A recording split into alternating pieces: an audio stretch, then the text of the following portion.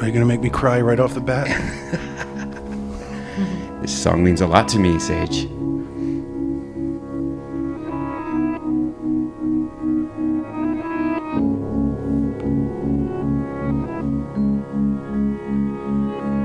I was a lot more comfortable being vulnerable and open when I was younger, and it wasn't clear if I was or wasn't joking. But so much is broken, I'm just like fuck it, the fix is in. If I can't hide in plain sight anymore, I'll just stay hidden.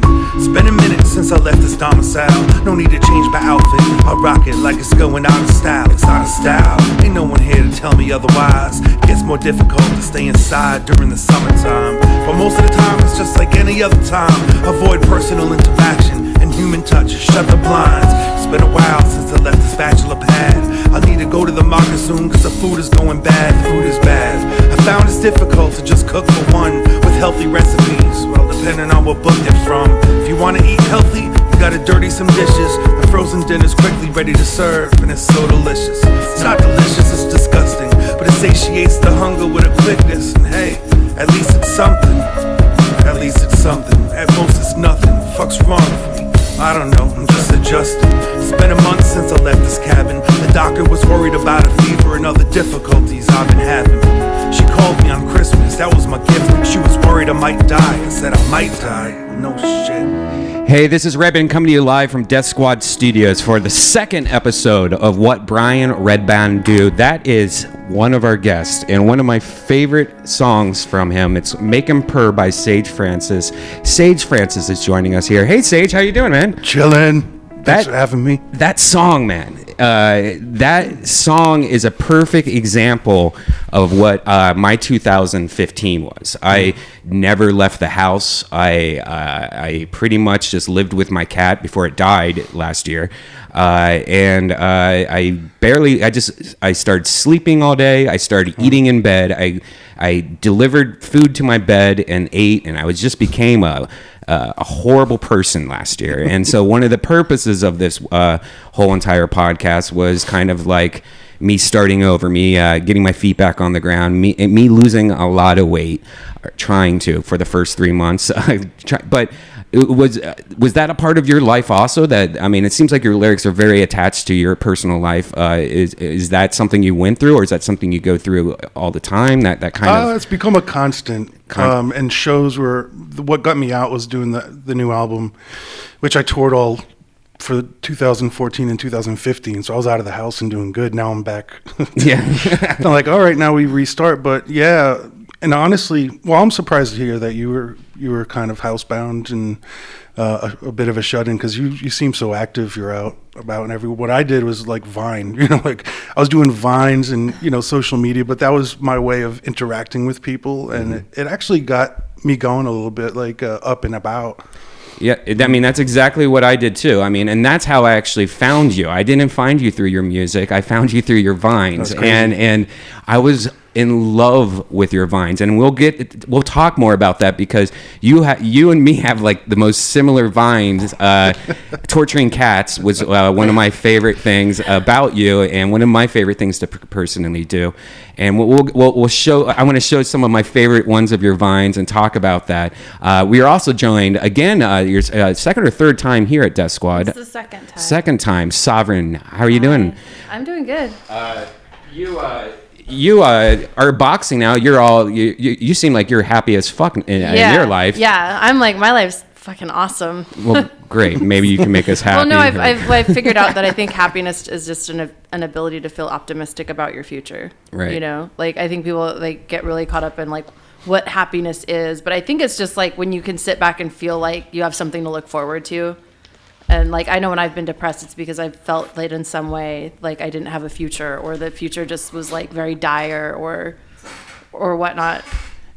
Yeah. And I found that when you're in a spiritual crisis, that is like a big problem, but you just have to do something about it. Yeah. Like that's like, for me, everything is solved by like just doing something, like boxing, cleaning the house, like. Well, being active. And, yeah. Well, what I've found is getting out of your head.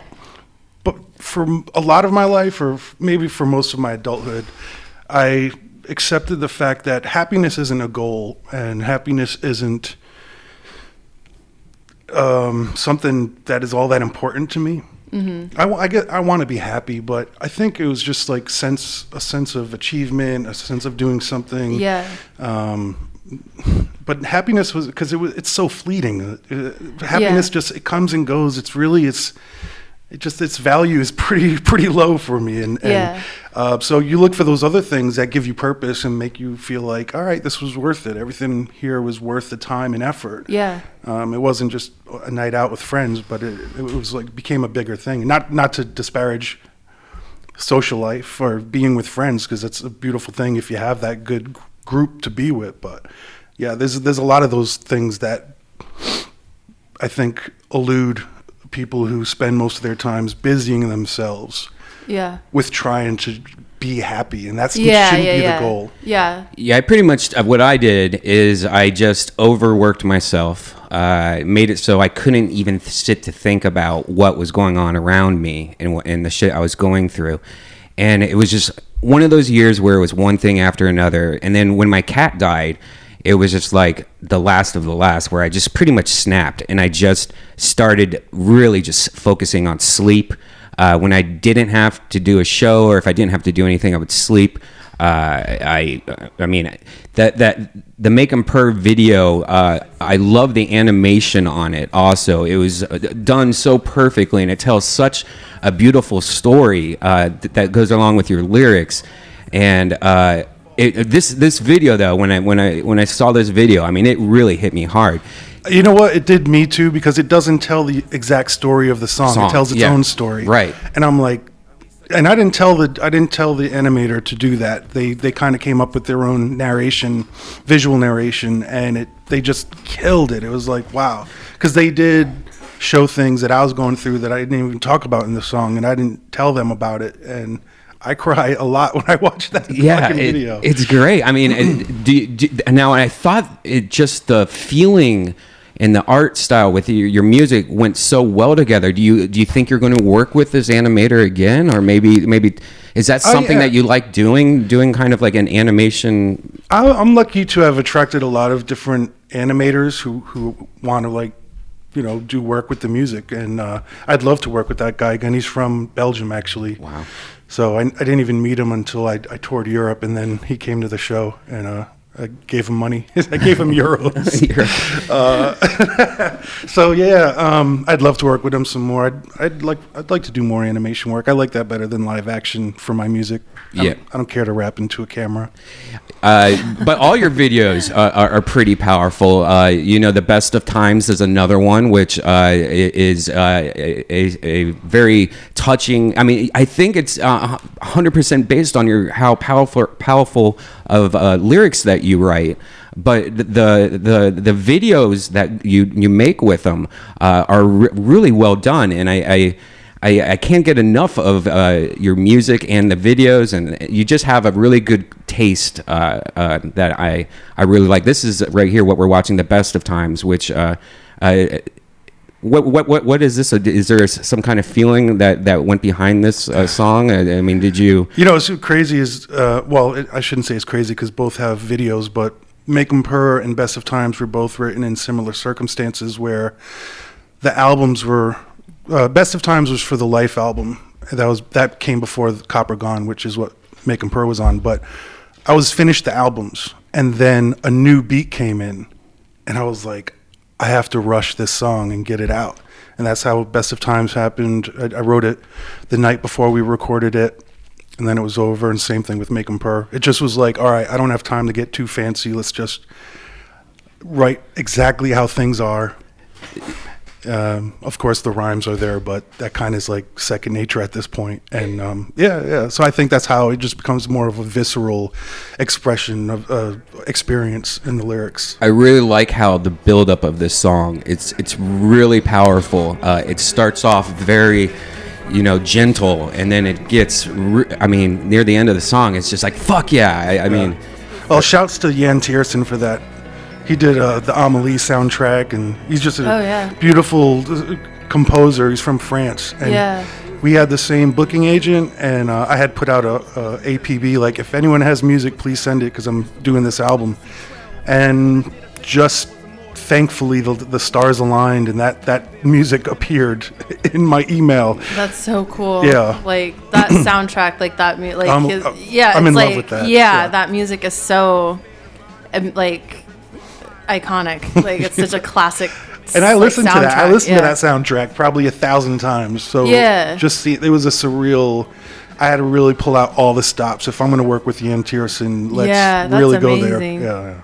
Now, I've read it, or I think I read it was I read or watched an interview a while back where I didn't know, like you say that you have a bunch of beats you have on your computer, and you pretty much you'll just pick and choose beats. Do you write your music first, or do you listen to the beat and try to feel a feeling and a story around the beat? That's both. Both? Yeah, it's both. It's usually I write the lyrics to silence, but sometimes I'll get it like that one. I'll get the beat and then I'll have to actually write to the music.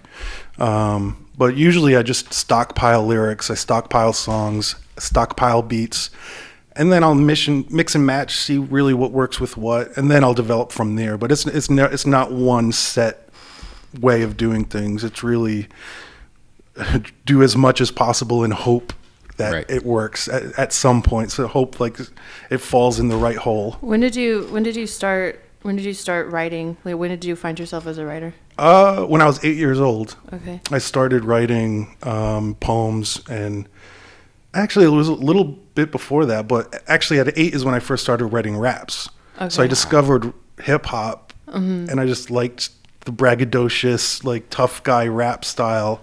So I did that. And didn't you used to sneak out of your house to do rap battles, like at a really eventually. young age, like 11 or 12? Yeah, because I had a very strict household, very strict, and I'm an only child, so it's like all eyes were on me. Right.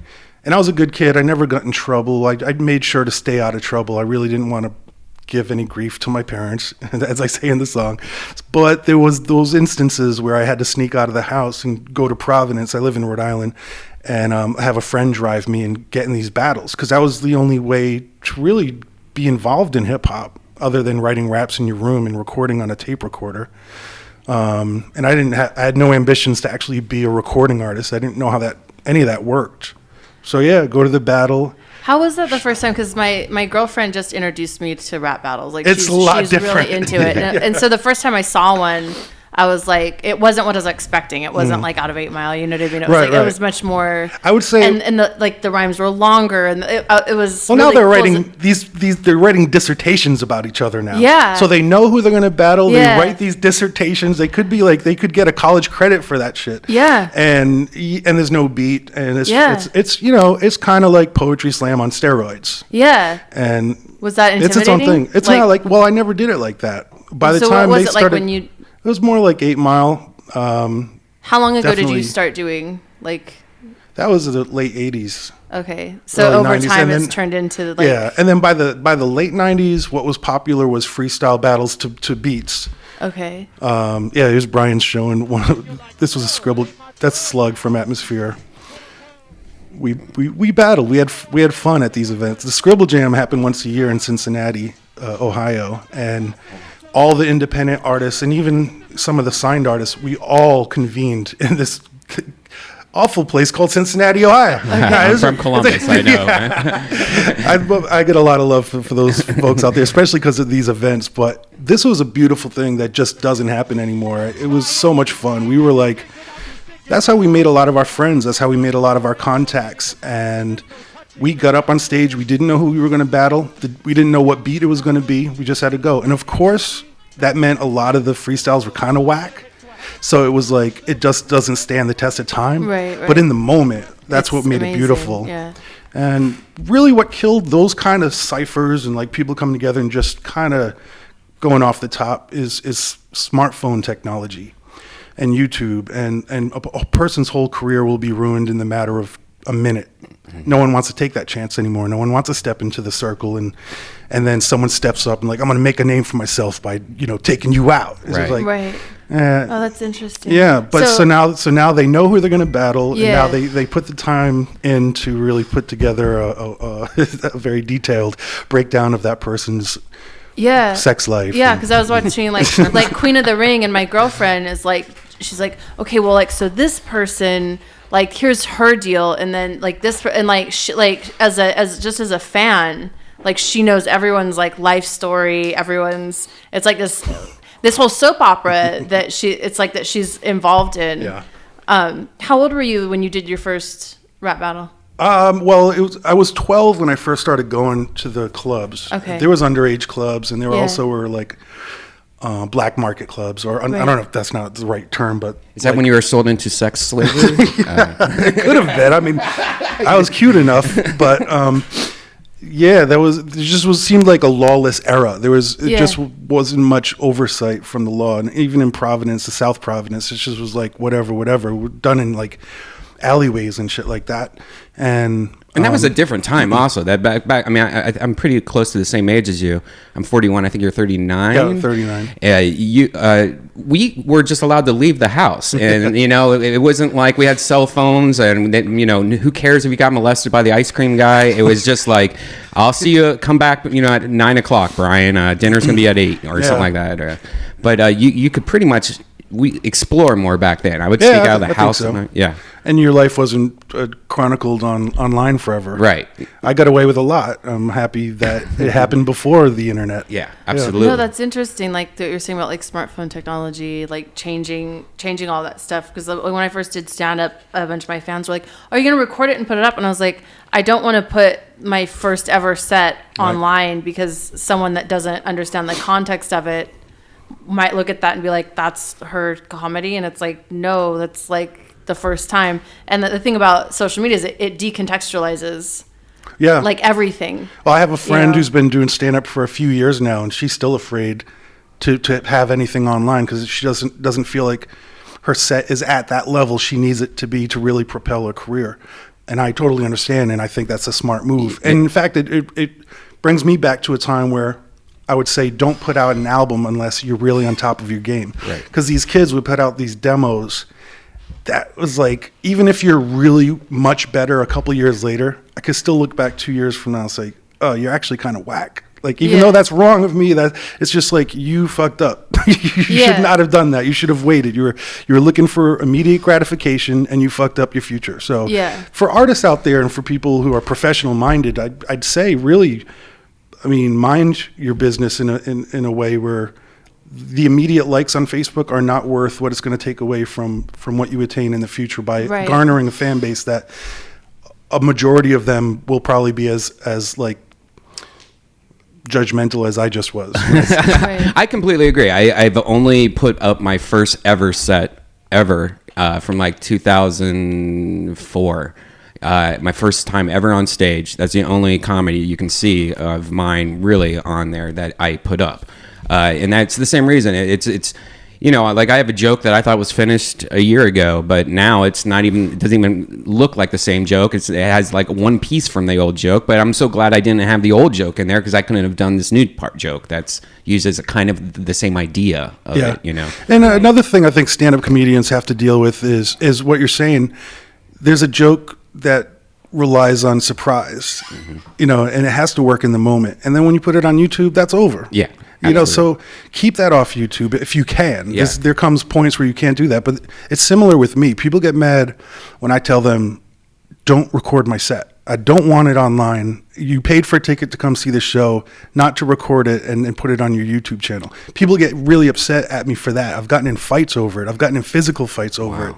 But still, I feel like my set, and I did about 160 shows pretty much in a row. Jesus. And through that time period, and they're like 75-minute shows, and through that time period, I learned these transitions. I learned how to say and do certain things within a set that worked in the moment. But had people been aware of what was going to happen, it wouldn't have got the same response that it got.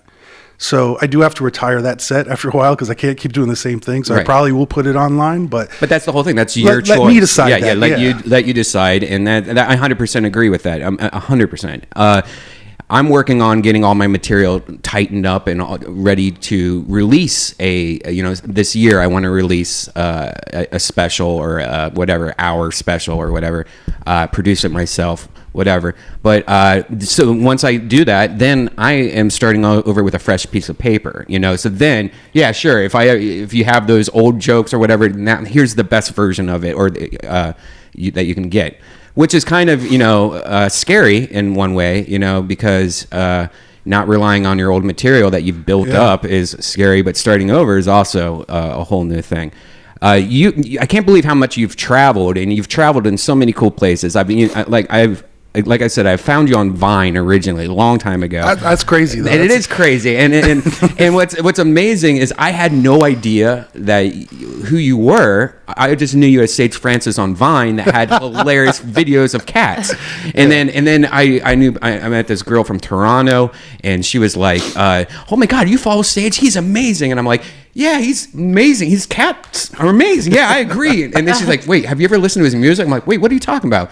And then I just couldn't nonstop. I was downloading every single song. One of my favorite things one of my favorite Vines happened in Japan. It was December 24th, 2014. Right. My favorite Vine of yours. And I can't wait to hear what this was about. I love it. Here it is. This favorite. I love. Penis! All right, it started. Japanese TV! Penis! Look at the microphone. Look at the microphone. It's a penis microphone. That's What was going on? It looks like you're at like a shopping mall. Or I just got off a plane. We just landed in Tokyo, and this camera crew was standing outside of the terminal, and they were just filming random people. Look, why you come to Tokyo? Trying to. I don't know. There were. Now, what happened after you said penis? Like, I wish I saw the reaction, like the next 10 seconds. Like, they're like, "Oh, okay, see you later." Yeah, you know what? If I can't remember too much about that. That was because that is the highlight of the whole thing. But they were telling me they were a TV show, and tourists come here and they follow tourists around. I was like, well, come follow us then if you really want to see what's up. But nothing happened after that. I think they couldn't even air what I did, which is weird because they blur out penises. But Now, my second favorite Vine, or not my favorite, the one that I want to know this story for, it happened October 19th of this year. It looks like a front desk of a hotel. All right. Boom! Fuck her. She sucks. Boom! What was that about? That's a big cock moment. Big cock moment. No, I was in where was I? Buffalo, and I had played Syracuse the night before. And my routing at this point in my long tour got so sloppy that I just ended up in Buffalo for 5 days. Oh shit. So I mistakenly left my toiletry bag in Syracuse, and it has all my stuff in it. Like it has probably $200 to $300 worth of stuff in it, including medication. And I called the hotel. It was how long was that? How long of a drive? Like 2.5 hours. Jesus. There and then 2.5 hours back. Actually, I couldn't call them. Their number didn't work. This was at the Red Carpet in Syracuse. So I drove there. This woman told me no toiletry bag was found, and I'm like, come on, like people really wouldn't even steal a toiletry bag. Right. Like, can you ask the housekeepers? No, nothing was found. I was like, well, what am I supposed to do? She was like, check the dumpsters. So I was like, listen, I have medication in there. This is really important. I'm going to check the dumpsters, but if you find out anything here, here's my number. Give me a call. I'll come back and get it. So I go through the dumpsters and find nothing. I drive back 2.5 hours. Then the next day, so that was 5 hours driving there. Then the next day, a new lady calls me. She was like, hey, we have your bag here. Yeah, the housekeepers had it. Oh, Jesus. So I was like, are you serious? I was like, I went there yesterday, and all right, went back, and then the same woman who said no the day before, that was her. So long story, longer. Fuck her. Yeah. That sucks. So can you play it again? Because watch how she hands it over to me. Like, well, here you go. Yeah, good for you. That you could just tell that. She's like, oh, here you go. Here's your precious bag. She just. I love now. Please tell me you It's just nice yelped. to win one. You yelped the place. I wrote a review on Expedia. I didn't Yelp it. I was thinking of like creating a Yelp persona and like doing like just Yelp reviews, but like making them as hilarious as possible. Yeah, that's Like- a lot of work for little recognition in the end. Yeah, I know. Well, I don't know. Like I was thinking about like that might be an interesting way to like break practice actually comedy writing. I actually used That's to true. do that. I that's what I used to do on Yelp for a long time, and they made me an elite because they were so funny. But then after a while, it was like when you're angry, you just become mean. Like Yeah. I was just being really mean, but funny mean. But then I just got like, why am I doing this? You know? I do the reviews on Expedia as Uncle Frank,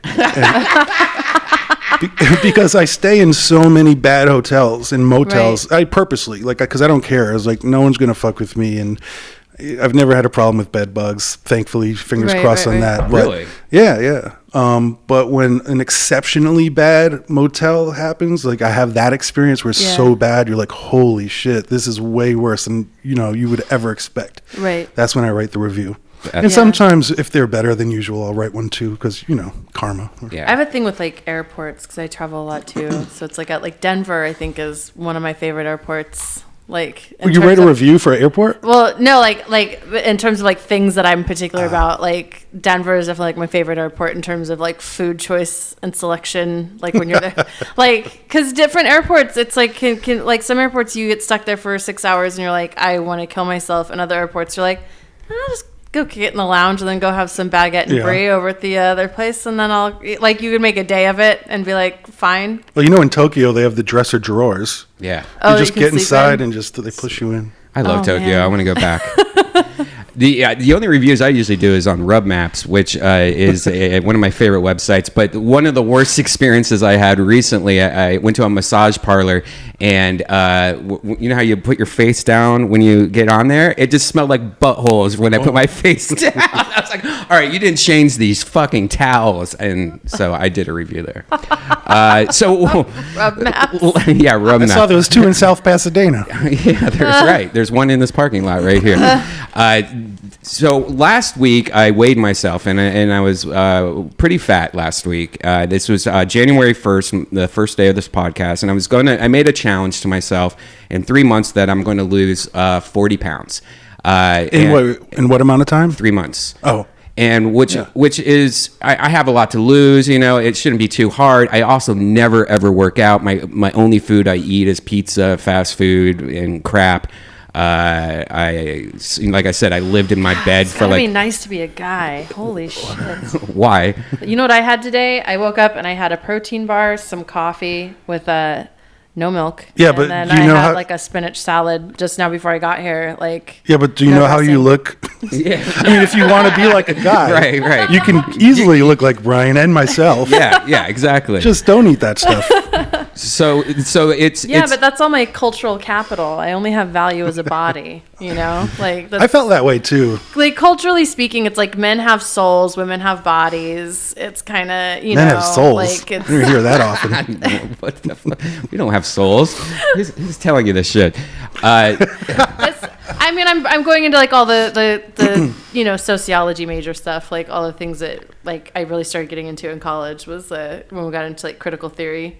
I really started to get into. I took the coolest class I got to take was this class called cyborg theory, but it was basically all about like our relationship to technology and our bodies. But there was a lot of really interesting writing going on about like how we capitalize like our own body, commodify our own right. bodies, like and all that kind of stuff. And it was very interesting in terms of like the gender breakdown of how that happens. Like men do stuff and make money and like they become their bodies become machines, like kind of producing like a product and they're selling to women, which is like, I don't know, it's just very interesting, this breakdown. Like basically the idea is that everything that we do is to get laid.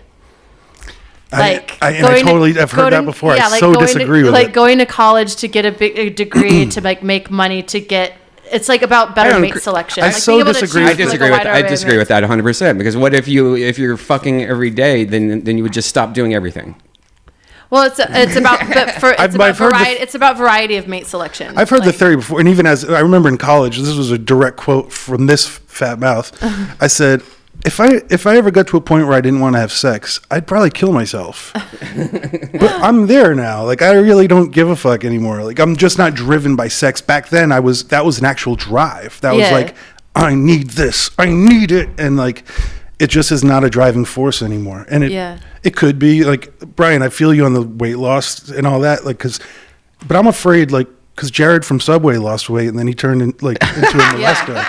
Like, it's like you don't want to drain the lake because you don't know what's at the bottom. You know, do you be you, but like be careful because you don't know what lays underneath the layers. Oh yeah, I agree. I still drink the same that how long but no, I mean, how long have you been struggling with your weight, or not struggling with it? How long have you been uncomfortable with your weight? No, I mean, my whole life I've been a chubster, but there's been highs and lows and stuff like that. The recent thing, the reason for this though, was that I just had zero energy. To the point where my depression or whatever I was going through was taking over any energy I had. Right. And it just got to a point where you're just like, I feel disgusting about my body. Yep. I felt disgusting about myself. And so so this whole week, I weighed myself last week. It was 228. And this whole week, I worked out every single day except once, just because I worked out too hard one day, and I couldn't even move, so I had to get a massage. So I've been periscoping my whole entire workouts. I'm the worst thing to ever watch on Periscope. It's just me on an elliptical. But I've been doing it to. You should put lyrics under your head, like follow the bouncing ball. Right. But one thing that makes me do though is that I can't stop because there's people. It's public. You know. Accountability. Yeah. Accountability. So like, I even thought in my head at one point, because I was so like one day I was like, I'm so sore. I don't think I can do this whole 35 minutes. That I was like, oh, maybe I could say, oh, the battery's dying, you know, like, but it helps because not only is there people making fun of me in the corner, but there's I like this. But there's also the proud of you, Brian. Yeah, harder. Yeah, there's also people like talking to me, like helping me out. That would fuel that would give me hate fuel. I need to do this. You should, if you want to join me, man. You be my accountability buddy? Yeah, I'll be your accountability buddy.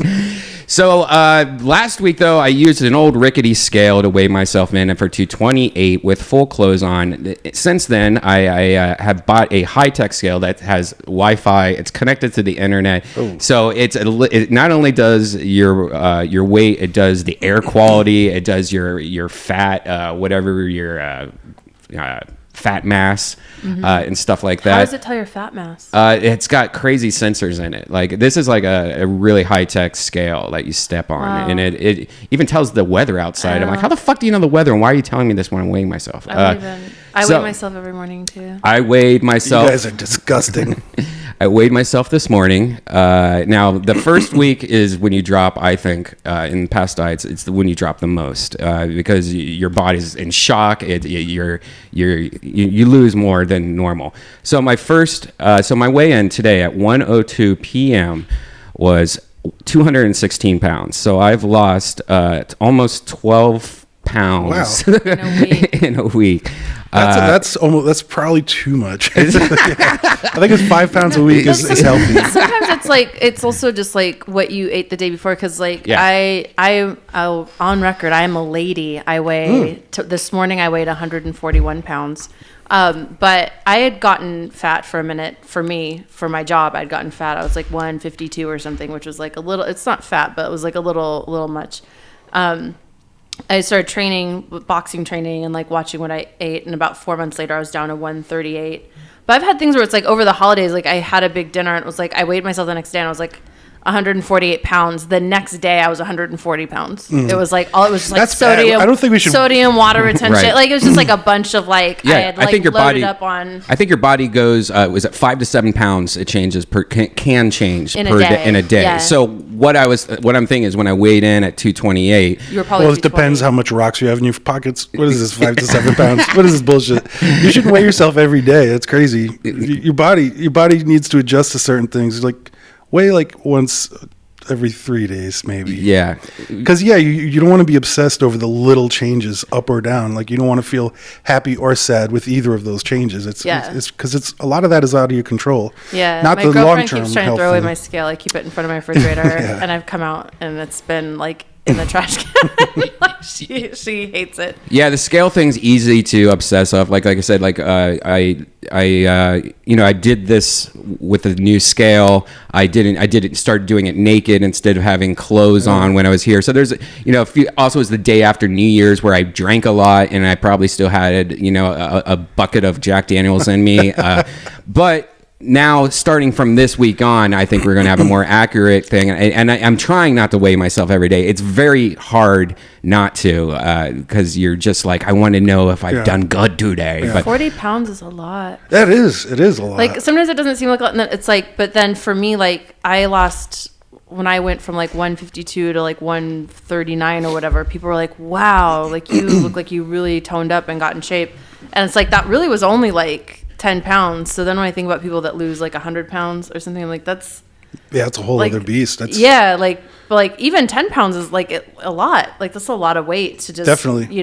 It shows for most people. But before the Copper Gone tour, I was at 285, and then I pretty much did what you did without the hate fuel from comments online, and I lost 30 pounds in 3 months. yeah. And that was a good, healthy rate to lose weight for me, and it felt good. I was feeling way better, and then I went to Australia, and everything fell to shit after that because I went off my routine. What was your routine? Did you do It a was diet like and doing exercise? smoothies. I was eating less. Well, that's the thing about exercise. When your blood's flowing and everything's, I don't know, all the body stuff's happening, you don't have to eat as much. I felt when I'm home and I'm working online all the time and I'm working on music or writing, I'm always eating.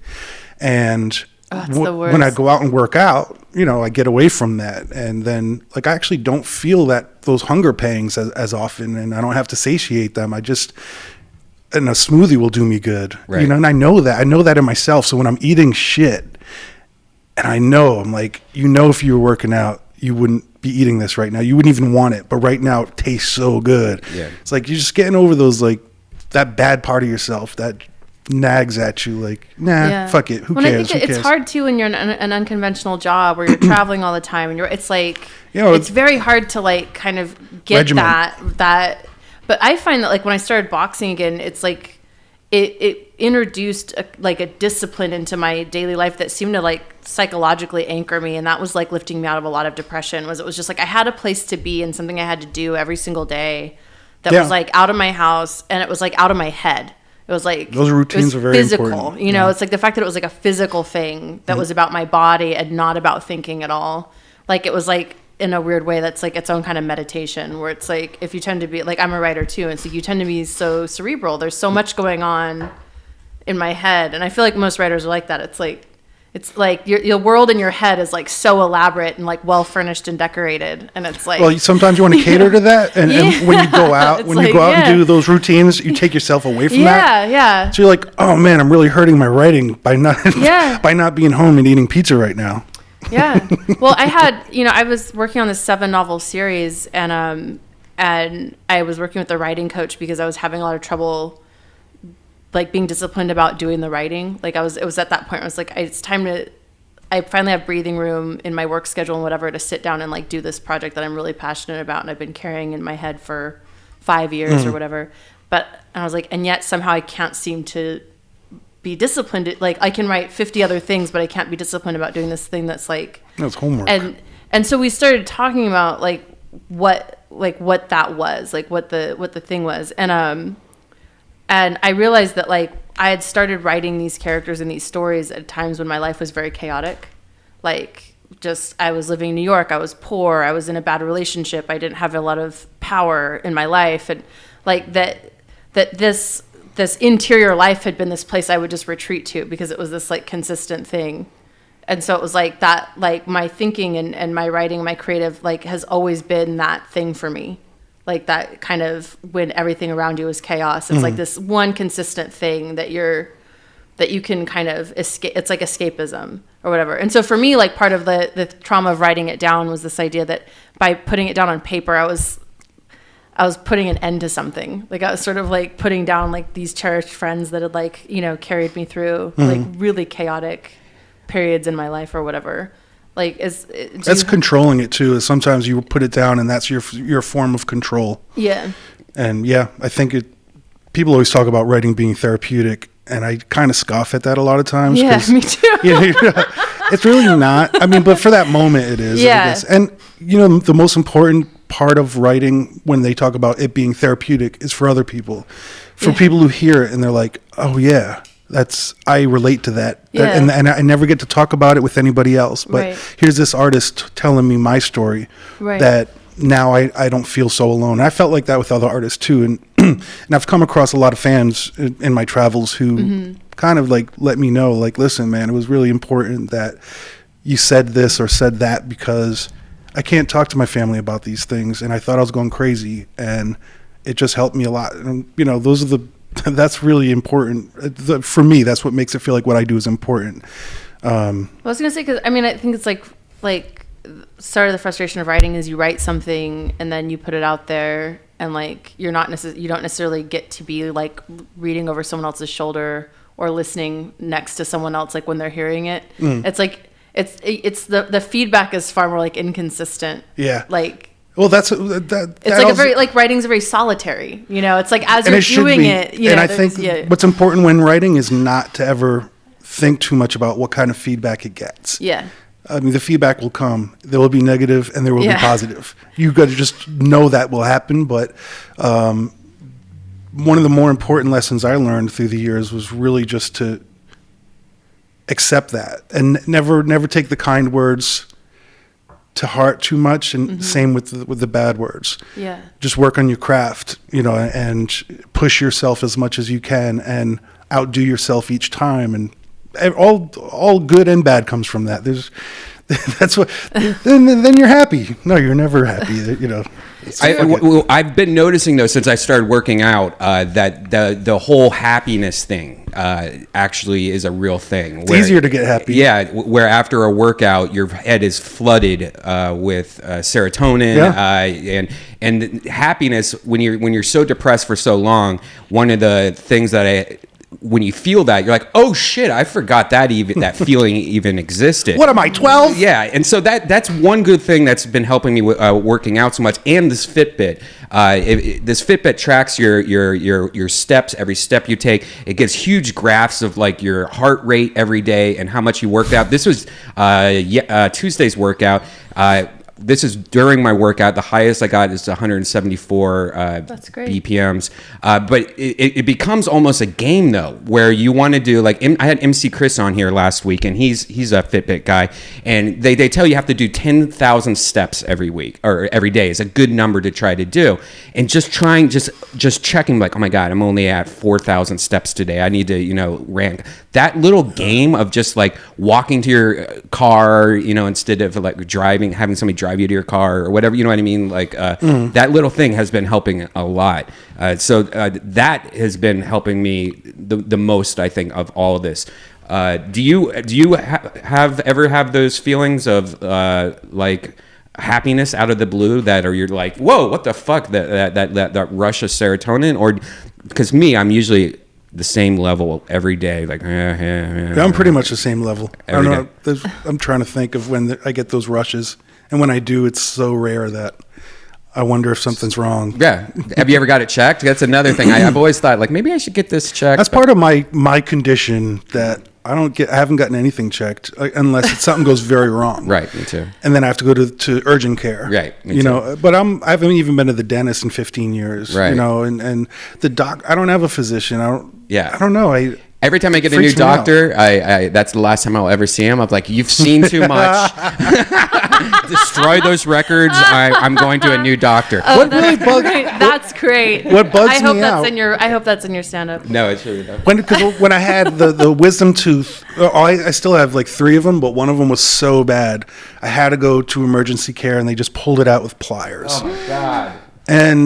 But they were so. My problem with subjecting myself to these environments where they are totally in control. They know it. You accept that, but they still act like assholes.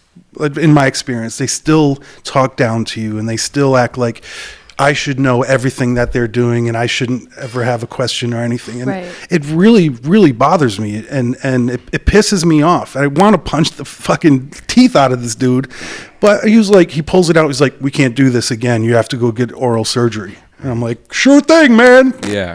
Like, I have a tour in 2 weeks. Like, I'm not getting oral surgery. I'm sorry, but I know this is stupid. I should really take care of myself. Well, but there is a part where your body does kind of break down. I've been like that my whole entire life. I've never had a doctor, like I said, that I've gone to twice. I've always waited to the last second to get something done. But one thing I've noticed from this diet is cutting out bread completely. I don't have my acid reflux anymore, which is something that out of nowhere, I just started getting bad acid reflux. bread was giving you acid reflux? I haven't had it since. Oh, wow. And I've had it so bad that, see, I have 2 fake front teeth because I was in a car accident when I was a kid. One of them, all the enamel or whatever the fuck is on it has just rotted off, and I have like a dot on my front tooth, just from stomach acid. And it happened in like a year. This all happened.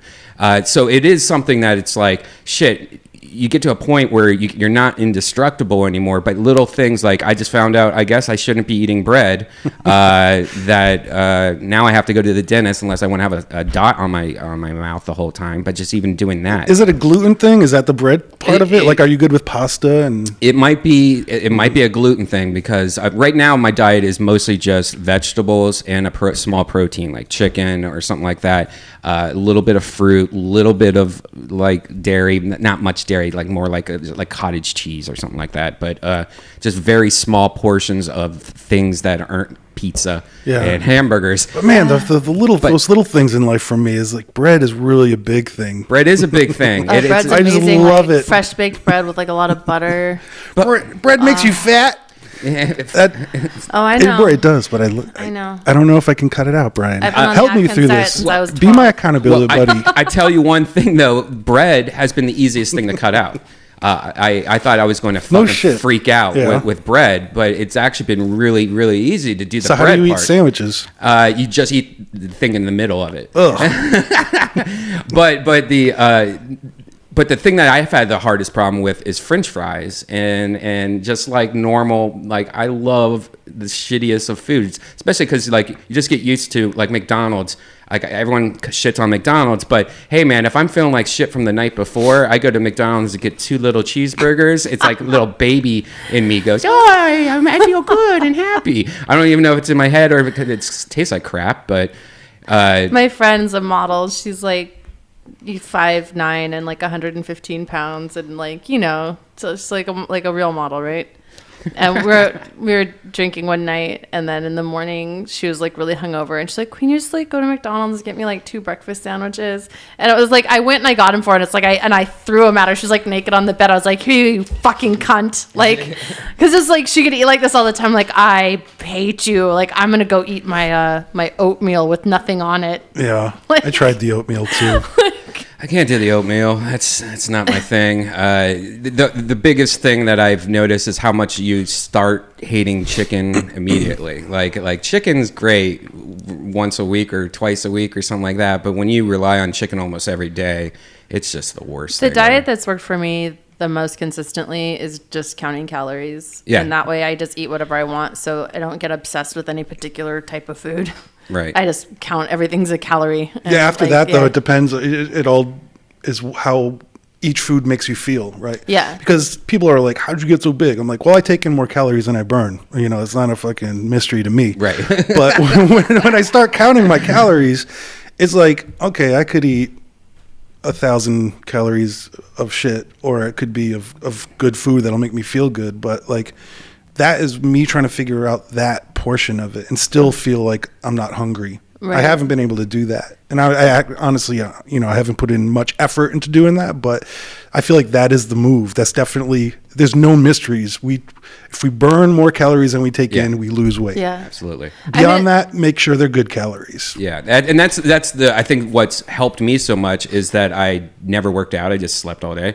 And the calories I got were all horrible calories. Like I'll eat like most of the pizza myself, and then put it on the other side of the bed and go back to bed. But so now it's like it's such a shock to my system. Yeah, somebody was telling me like you got to watch out for your kidneys. I'm like, they're good, whatever. But do you drink? Nah, you don't drink. I don't do anything social.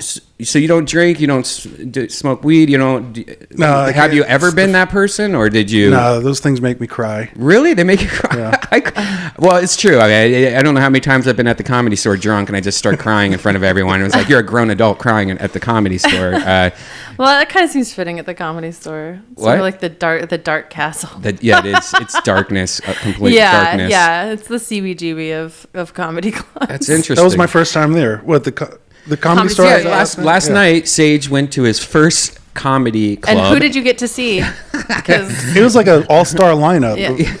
Like Brody, I saw Brian, I saw Joe Rogan, I saw Chris D'Elia. Yeah, Chris D'Elia. You know who really blew me away? Dean Delray. Dean Delray. He's fucking He amazing. was on fire. He was I on heard fire he's from the blowing moment he up. stopped until ended. I was like, I never heard of him before, but he fucking blew me away. He's who I usually go on the road with. Dean Delray is a perfect example. If you do it every single day, he counts how many sets he does every year, and every year, like I forget what this last year's number was. 500. It was like over 500 or something like that. He does like 2 or 3 spots a night. That's like having 3 shows a night that he does every single day. And if he takes a day off, he freaks the fuck out. And to me, that's obsessive. I could never do that. I don't want to do that. I feel that's a bit too much. Yeah, but he it shows when he has a show like that. How long has he been doing comedy? He started late. He was actually a rocker. He was in a band. He has his like music and everything. He'd done it for so long. He used to be tour with all the normal people, Hollywood people. He actually had a name. He was big in San Francisco. And then one day he's just like, you know what? I'm done with this. I want to do something else. I'm going to do comedy. And he started comedy. I think he started maybe 7 years ago. Like I think maybe at age 30 something, 8 or something. I don't know. He started late, which is hard to do. And man, I've been watching him because we used to do open mics together. I've watched him grow so fast, and now he's a monster. He's on fire. And Yeah, I keep trying to get him on my podcast, and he's like, I'm just booked every single night, and he's like, just keep texting me, and like we'll figure it out. Right. Just like keep. That's why it's asking. bad. If he keeps doing all those 3 sets a day or a night, he misses out on those other opportunities. Yeah. Absolutely. Absolutely. He's awesome. He deserves some higher recognition. Yeah, and he does, and he gets to open up with some of the greatest, Bill Burr, Mark Maron, and he's kicking ass right now. Good. I'm really happy for Dean. But what's funny is that you got to see probably some of the best comedians you could possibly ever see.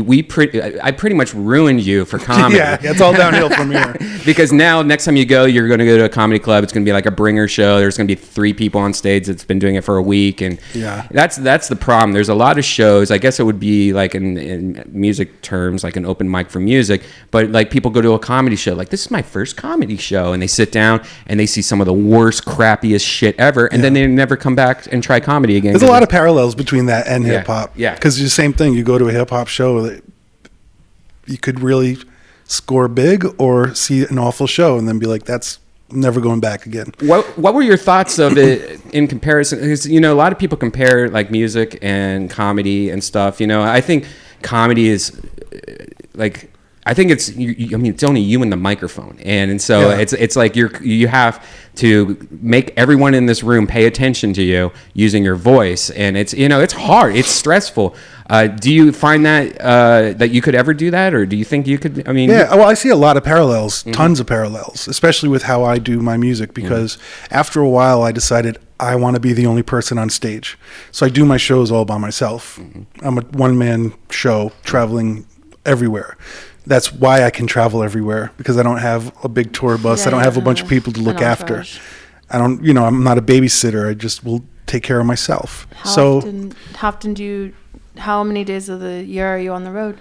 Well, it's scattered now, but because I took a 3-year break from touring, big tours. Yeah. But I would say from 2000 till 2010, it was at least, once or twice a year for big tours, and national and international. But then I felt like I wasted my adulthood on the road because I didn't establish a domestic home life or anything. Yeah. So then I stayed home for 4 years. I still did shows, but it wasn't the kind of touring that takes you away for too long.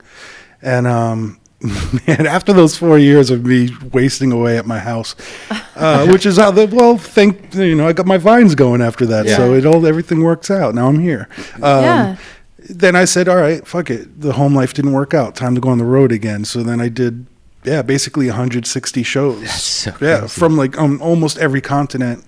And I've always kept an eye on stand-up. I don't go to the clubs or nothing, but I've always kept an eye on it because, I am basically your age. And we had a lot of stand-up on TV when Comedy Central just showed stand-up routines and HBO showed Yeah. Richard Pryor and all those people on specials. Robin Williams, I remember Robin Williams had a special on HBO like that would overplay over Eddie Murphy. Yeah, it was a whole other beast now, but that's what I like. And part of my set, I would definitely say there are stand-up parts of my set when I perform, because I take people to happy places, I take them to sad places, the good and the bad, and comedy is a great way to do that. And I do that with my music too. But just at some point, I don't know if I would go straight up stand-up comic style, but I think I would like to do more because I did spoken word for a long time.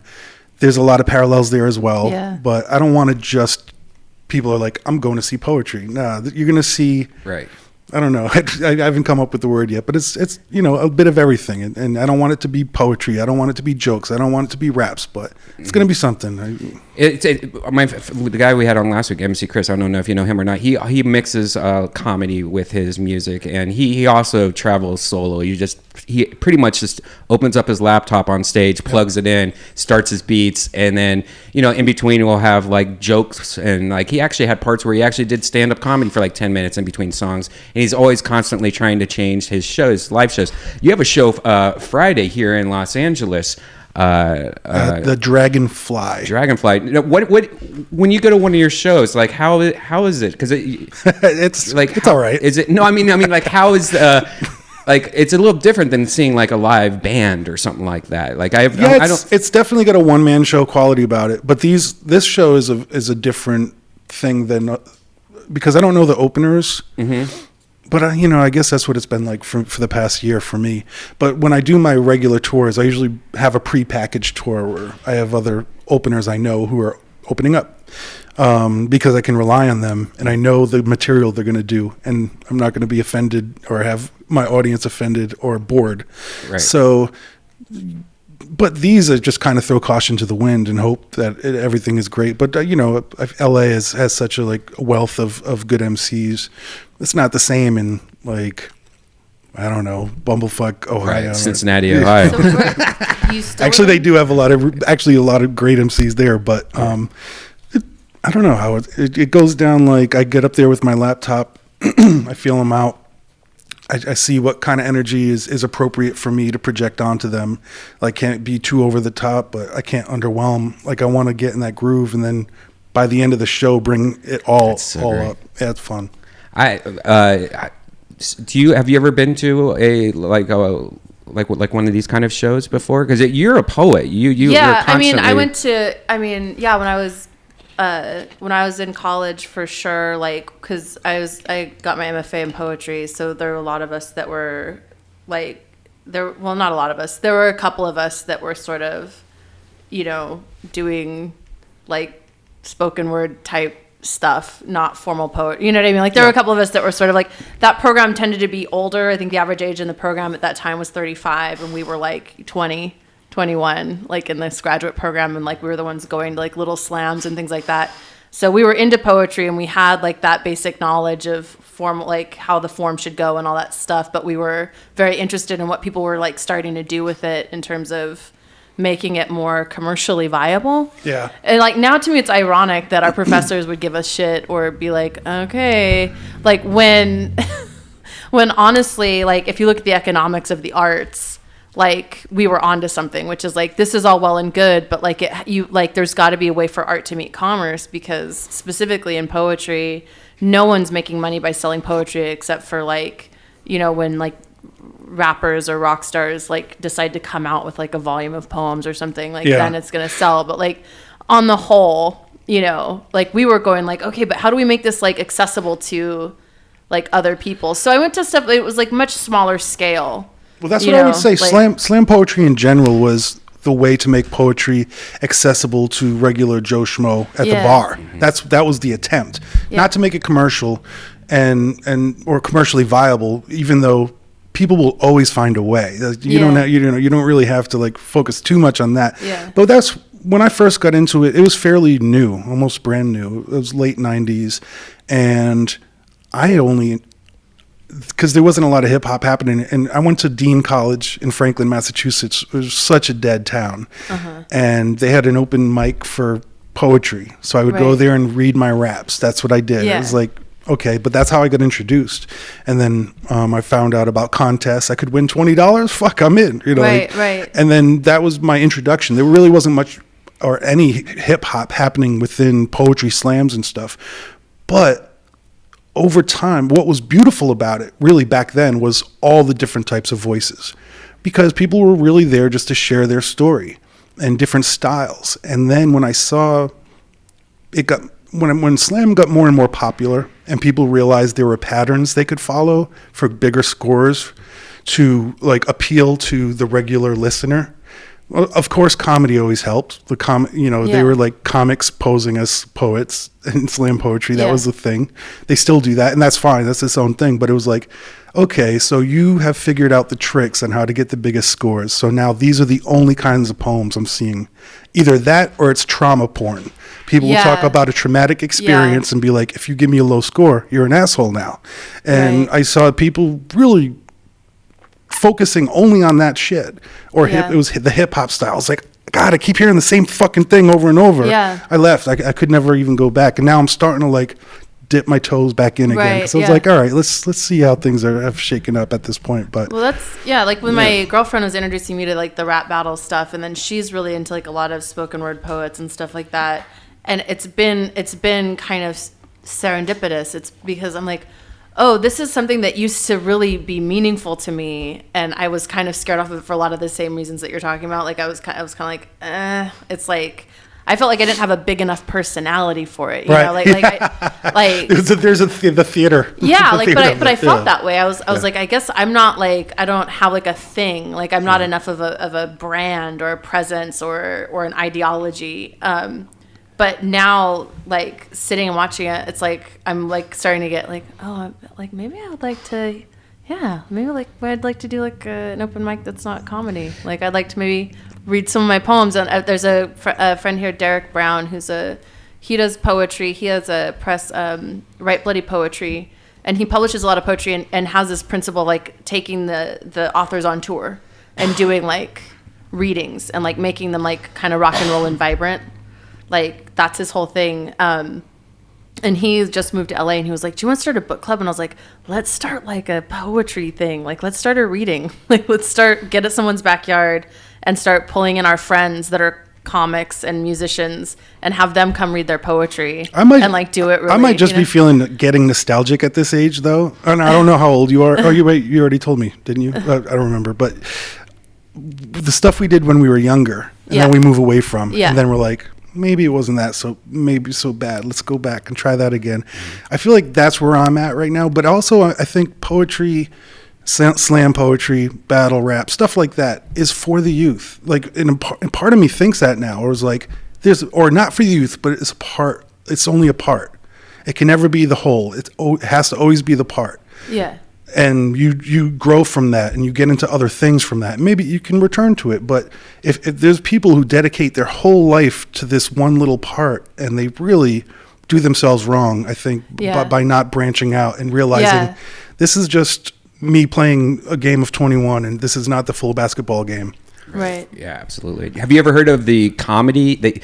See, one thing that's pretty popular here in Los Angeles, I'm not sure if it's outside of Los Angeles too much, is doing comedy roast battles or comedy rap battles, and where you're crazy. where you're doing comedy mixed with rap, battling another comic. That's a recipe for disaster. The last, tell you the last why. one they had at the Comedy Store, Dave Chappelle showed up. That shit was. Oh, that's roast battle. This Roast battle, is okay. comedy rap battle. okay. Oh, okay. So- I was thinking of I was like, oh man. Because I will say That the was closest so rough. the closest I ever came to actually seeing a comedy show was when, again in the late '90s, I hosted a poetry slam, but we invited Boston comics to come Oh no. do their routines.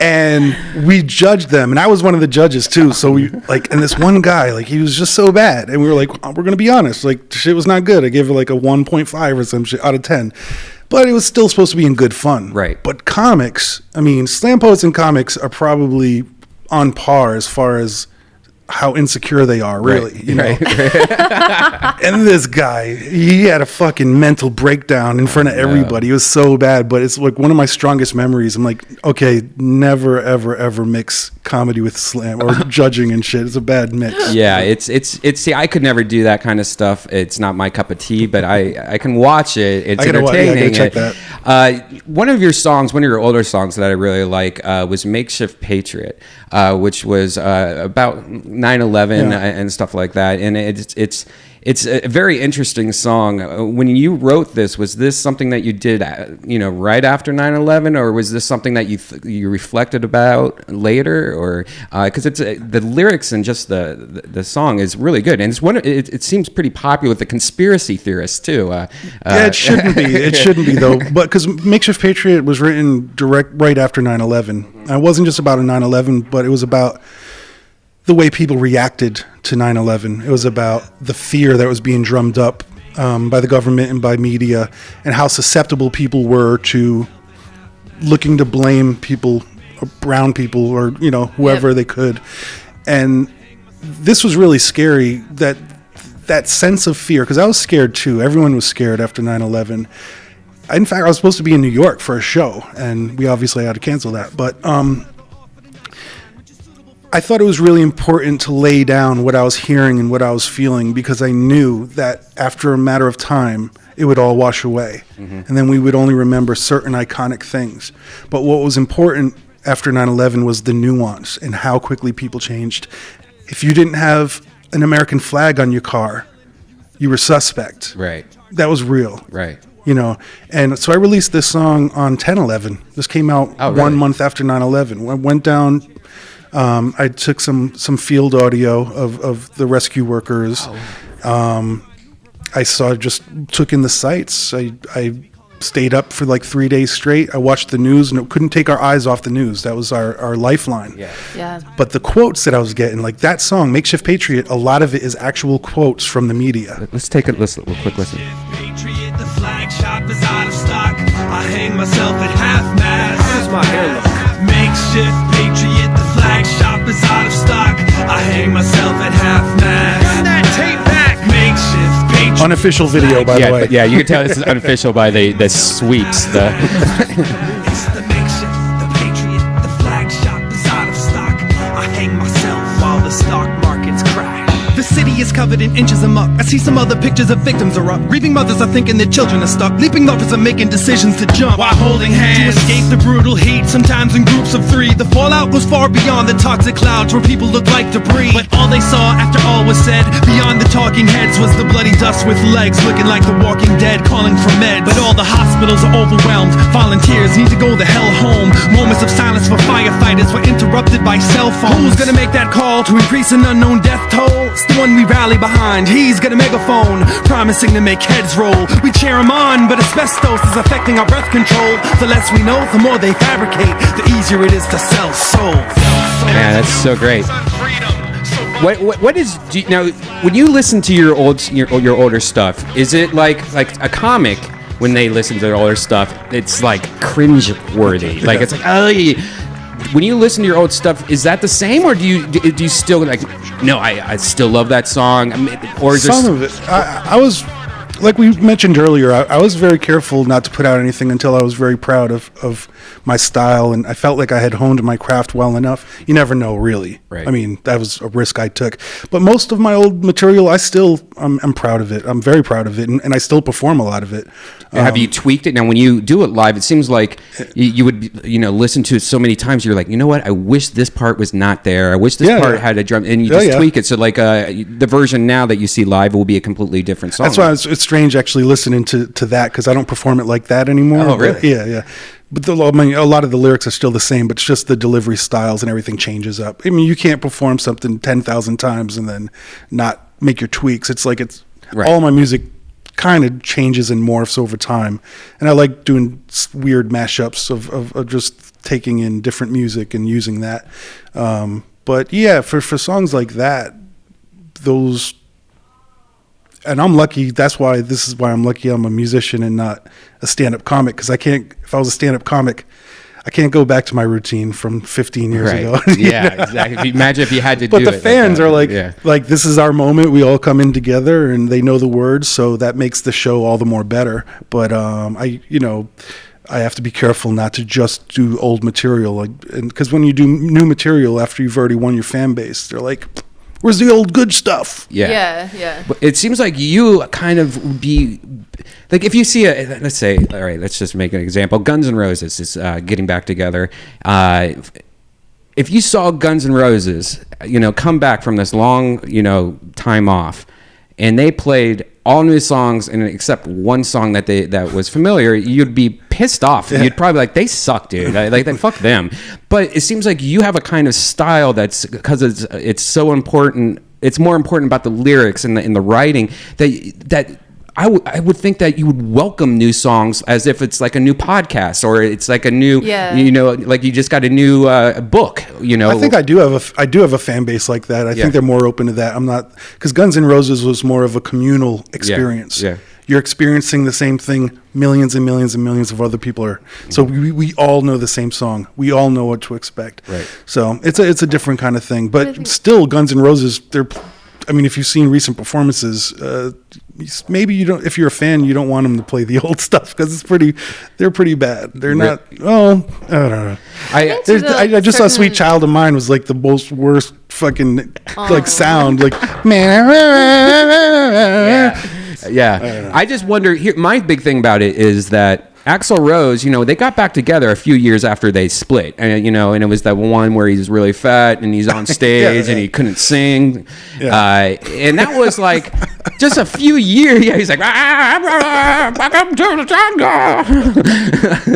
but that was only a few years after they broke up or whatever like that. Yeah. You know what I mean? Like that, you'd think he would be like, oh, I still remember how to ride this bike enough enough to do it.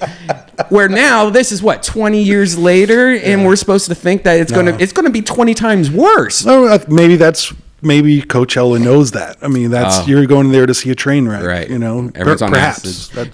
Everyone's on acid that it actually matches up. It's like, oh, it makes sense. Or worse yet, that Coachella's become like a nostalgia tour. It's become like it is kind of like that with the I was looking at the lineup and I was like, oh, this is it's like a nostalgia tour. More than usual. Yeah, more than. Well, the guy that produces my podcast and is my webmaster and stuff, he's also a photographer, a rock photographer, that he pretty much any album that you can recall from the 90s, if you look at his work, you'll recognize all these posters, album covers, where it's like he shot everybody, literally everybody, all the musicians, was on tour with Jane's Addiction, Pearl Jam, shot the first Pearl Jam video, all that kind of stuff.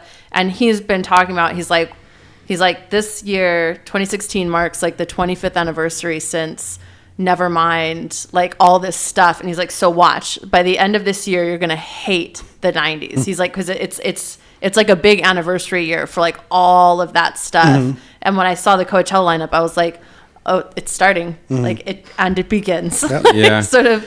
The 90s are the new 80s. Yeah. That basically, he's like, it's all the nostalgia is going to now be there, because it's everyone that grew up listening to that music. It's funny because when the 80s came back, I when I grew up in the 80s, I loved it. But then when you're in the 90s, you're like, oh, that music sucks so bad in the 80s.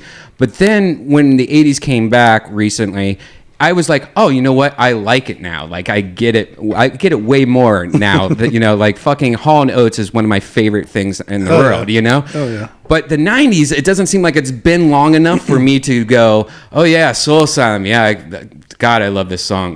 You know what I mean? I don't think it's been long enough for me to like get back into any of that. Except I think the bands that were good, their music held up so well that there was never a break. Right. Like, Yeah. I think maybe that's the difference too. It's like rock stars just live longer now, and their quality. They go to rehab and stuff, and then they keep writing quality material.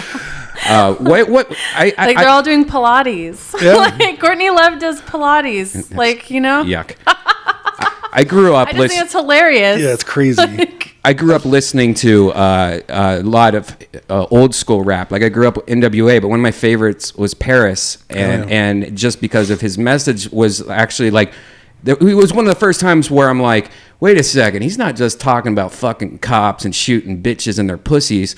Like he's actually talking about something. Rappers. Yeah, he's actually talking about something. And then like when you get into like Immortal Technique and everyone like that has like a strong message behind him.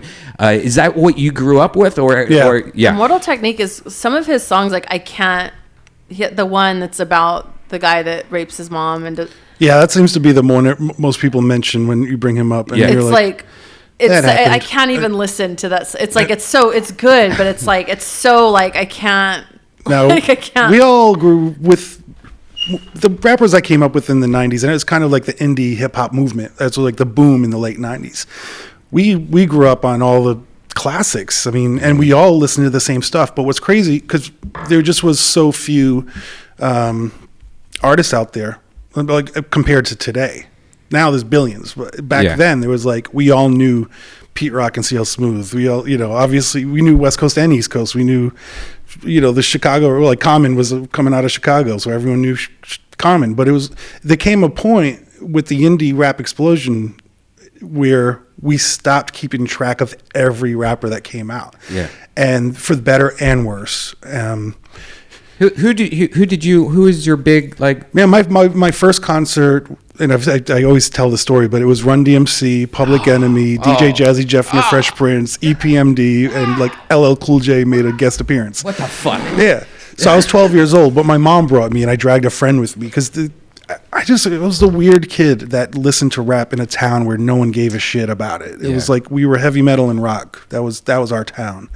And it was lily white. It was just a full white town. But I loved hip hop. And my mom was tolerant. She was like, all right, let's see what this is all about. But then eventually it became, anytime something bad happened, it was because of hip hop. Yeah, exactly. So then I learned to kind of keep my passions to myself and not let them be a reason they get taken away from me if I do something wrong. Right. But yeah, so I grew up on the late 80s, mainly the late 80s, early 90s hip hop. And then I became very nostalgic about that. And I always do throwbacks to those artists in my new music.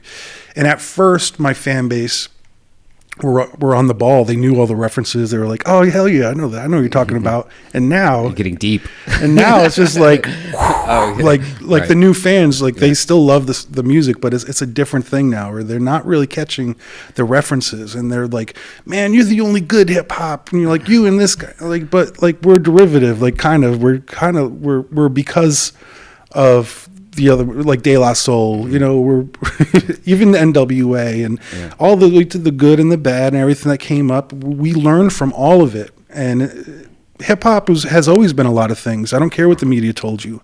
I don't care that they said like KRS-One was like, they want to say he was the first gangster rapper because he had a gun on his fucking album cover. Right. Did you listen to the album though? That's what I wonder. And yeah, so we all learned from that. But then when majors lost control of the full scope of what hip hop is and what they promote as hip hop. And we were like, hip hop is a lot of things and some of it's pretty fucking weird. So that's, so I put out, I developed Strange Famous Records. Like I never want to put out the hip hop that you would hear on a regular basis anywhere else. Like there's so much good stuff out there. Let's try to like focus on something truly unique and something that we offer to hip hop. 'Cause it took us getting over, you have to sound like them to be accepted. You have to sound like the other guys to be accepted. And like, nah, like at a certain point we were like, accept that you're never going to be like that. Like that's blackface. Because that's when artists were doing that, and Iggy Azalea has been accused, and rightfully so, of being lyrical or it's vocal blackface. You know, that's not how you talk. You're trying to appeal to an audience by changing your accent. And have you ever tried to do that? Have you ever tried to mix it up? I've tried. You know, we've all done it. We've all done it. We've all done it. What was your? You tried to do like a Southern voice, like I did Slick Rick. I did a Slick Rick voice. I did a Too Short voice. And I have these recorded. Yeah, man. That's great. But eventually I would love to hear that. I'll send you a tape. Yeah, that'd be great. Who do you think killed Biggie? I don't know. You don't? Hold on a second. Not discussing that. I always ask that question. It's so funny when I do the Joe Rogan podcast occasionally, and when I used to do it every time, one of the things I would always ask like really important people like Neil deGrasse Tyson, I'd be like, "Who killed Biggie?" That's fantastic. Can you squirt in space? Please tell me you asked that. I asked that to somebody. I think it might be the Christ Tyson. Well, I didn't know if you squirted, it would like break open a hole in the wall or something. Squirt is pee, right? Because I keep. Yes. Okay. Well, squirting is gushing is different. There's two. Like when you fuck a good girl good, and then when she gets up and there's like a huge, humongous wet spot. That's gushing. That's not squirting. That's not squirting. But that's what I'm talking. Like the two gets put in the same. I did a scene with a girl that was like a famous like squirt queen or whatever, and she asked me before the scene, "Do you mind if I pee on you?" Yeah. I mean, it was like an outright admission, like it's piss. Oh, no. Yeah. Like, you know what I mean? And I was like, how much? And then she'd sit there like chugging water before the scene, and it was like so that it would be right.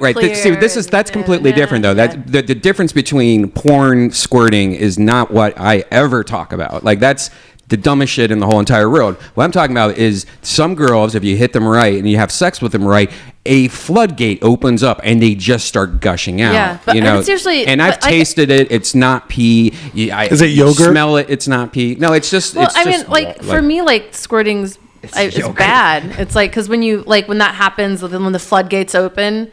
Don't you find it's also like harder to create friction? Then it's like there's a certain amount of viscosity that's good. Oh no! And then there's a certain amount when it's too much. No, that's when the party's over. That's it's like too much, and then you can't. There's no friction. There's no. But for a guy, when that happens, it's just like, oh, come, you know. It's just like it's like. But you know what I'm saying? So for me, when people like, I'm like, I don't want to, because then it's party's over. Like it's like we're done. Like, right. You know. Do you watch a lot of porn, or are you pretty mellow? Like I've gotten through a porn awakening, I guess, like since like the technology of webcams and just being able to like see it, stream it, not buy DVDs as and stuff like that. And that's another addiction that I've found myself having to be like, whoa, I need to chill the fuck out. I've just sat in bed 6 times and masturbated 6 times in a row in the last 3 hours. Have you ever gone through any kind of like sex when I was like 13? Yeah, it never came. I'm really impressed. 6 times at 41. I kind of like I'll go through things like that, like where I'll like be reaching for the Hitachi like all the time and what I realize is like it's just a neurotic behavior. It's like if I'm feeling I'm almost done with this first draft of this novel, and it's like I know I have to finish it by the end of January, and that means I need to do a certain amount of pages each day. Like I need to be like making strokes, whether I feel like it or not. But usually, like the more like I'm like the kind of person who's like the closer I am to finishing a project, the more I'll resist doing it. And those are times when I'll find myself just like 5 or 6 times a day, just like I'm just gonna do, and it's just like a comforting behavior. It's about like having anxiety about something else, and it's this thing that like it's an immediate rush of endorphins that kind of like distracts you. Yeah. So do you think there's like a cup of coffee? It's a medication. I find when I was really depressed, that's all I did was you could like, oh, I'm getting an extra shot of happy. Oh, another shot of happy. Oh, now there's nothing coming out, but I'm still happy. Well, like when I left my relationship, and then when I first left my relationship, and I was like starting to slow down shooting porn because I was transitioning out. Like I found that like suddenly there was a part of doing scenes all the time that I had not accounted for, which was that I was getting to have sex every day, or like, and like getting that intense like physical stimulation like every single day, like, right. And then like a month in, I was like, oh, like I haven't even been touched in like 30 days. Like That's weird. like I've just been like, and to go from one to the other, like, There's another parallel there with me, because when I was a shut-in, I didn't have personal interactions. I'm not even talking about sex. I didn't have personal interactions. So then I go on the road, and then it's all like hundreds and hundreds of people every night and hugs and like that was like, it's crazy that you take that for granted, and then you stop doing it and you're like, man, something's missing there. Yeah. Yeah, that's when I started buying hats for my cat and and things like that. It is some weird thing for me though. That's like I almost find myself loving to be in a relationship, mostly just for that touch and that companionship. Yeah. And if I don't have it, I feel like I have it makes me go outside, and it makes me, find that and get in trouble and all that crap like that. It sucks that you can't just turn that part off. And I feel like that's how marriage exists, and because it's insurance that you will have those things around. It's true. I think too, not like, even marriage, but relationships in general. Because I've had having a witness, having someone that cares about the shit that happens to you like day to day, or like the whole thing where you almost fall in the bathtub and die, and there's no one would even find you, and like I live in the woods, man. I mean, I'm really out there. You really? I have these conversations a lot. Yeah, I live in the woods. I don't see people often. The only reason they'd know that something was wrong is because if I didn't tweet for a couple days, right, and they'd be like, "That's odd." Would you ever move to California?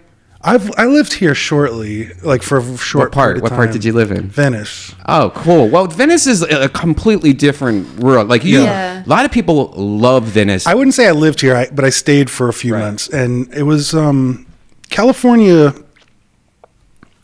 I was too East Coast, I felt, for California. Right. Like I honestly felt foreign. Like what do you like? Land, is that it, or I don't know, the busyness, or I mean, out here with the interactions with people were bizarre to me. Like I felt like they were being nice to have me around, but like they weren't comfortable, or no one was comfortable. And on the East Coast, people are pretty comfortable in social environments, and they're themselves. I didn't get that sense here. I felt like they were putting me on. I felt like there was like other ulterior motives to what they were doing. Absolutely. Yeah. And it was too much of that. I was like, I hate this. I don't feel real here. It's bad. So I hear that a lot, but it's like I experienced it. Like I know for sure. Like it's completely true. Like and every time I go back home to Ohio, that's the first thing. Like I'll go into Starbucks and I'll just be like zone, like in the zone, like the zombie zone or whatever it's called, LA zone. And then the cashier will be like, "Hi, hon, how you doing today?" And then the person next to you is like, "Oh, you look really nice." You're like, "Why are you talking to me?" My girl is from the South, and when she comes out here. So which part of the South? She is from Virginia and then Maryland, and now she's out in Arizona, and she'll come to visit here. And her observation was that here everyone's very friendly, or here everyone's very polite, and very nice, but people aren't necessarily very friendly. Right. Mm-hmm. Like, and it's true, because like if we're together, it's like she just like if we're walking down the street together and someone's walking the other way, she's like, "How you doing?" Like, just, and I'm like, that's just some dude. She's like, "Yeah, it's a person. Just, how you doing?" Yeah. Like, just acknowledging they're there. Like, and like for her, that's far more common, is like just that you acknowledge people and kind of engage. Yeah, I only hang out at comedy clubs, which is completely cheating the LA experience. You know what I mean? Because if I didn't hang out at comedy clubs, or if I didn't hang out, I would hate this place. And it did take like 3 years to get over this weird hump where I went from, I don't know about this place, to, oh, I get it. And it's definitely the place. And LA is like 7 different cities, like big cities, like you either live downtown and you're this weirdo that likes to run from one corner to the other corner and go to really amazing restaurants and bars, but like you're around danger everywhere you go until you go back to your big castle in the sky and you have an awesome view. That's the allure. Yeah. I wouldn't say I would never move to LA because almost all my business is done out of LA. So Right. I'm the asshole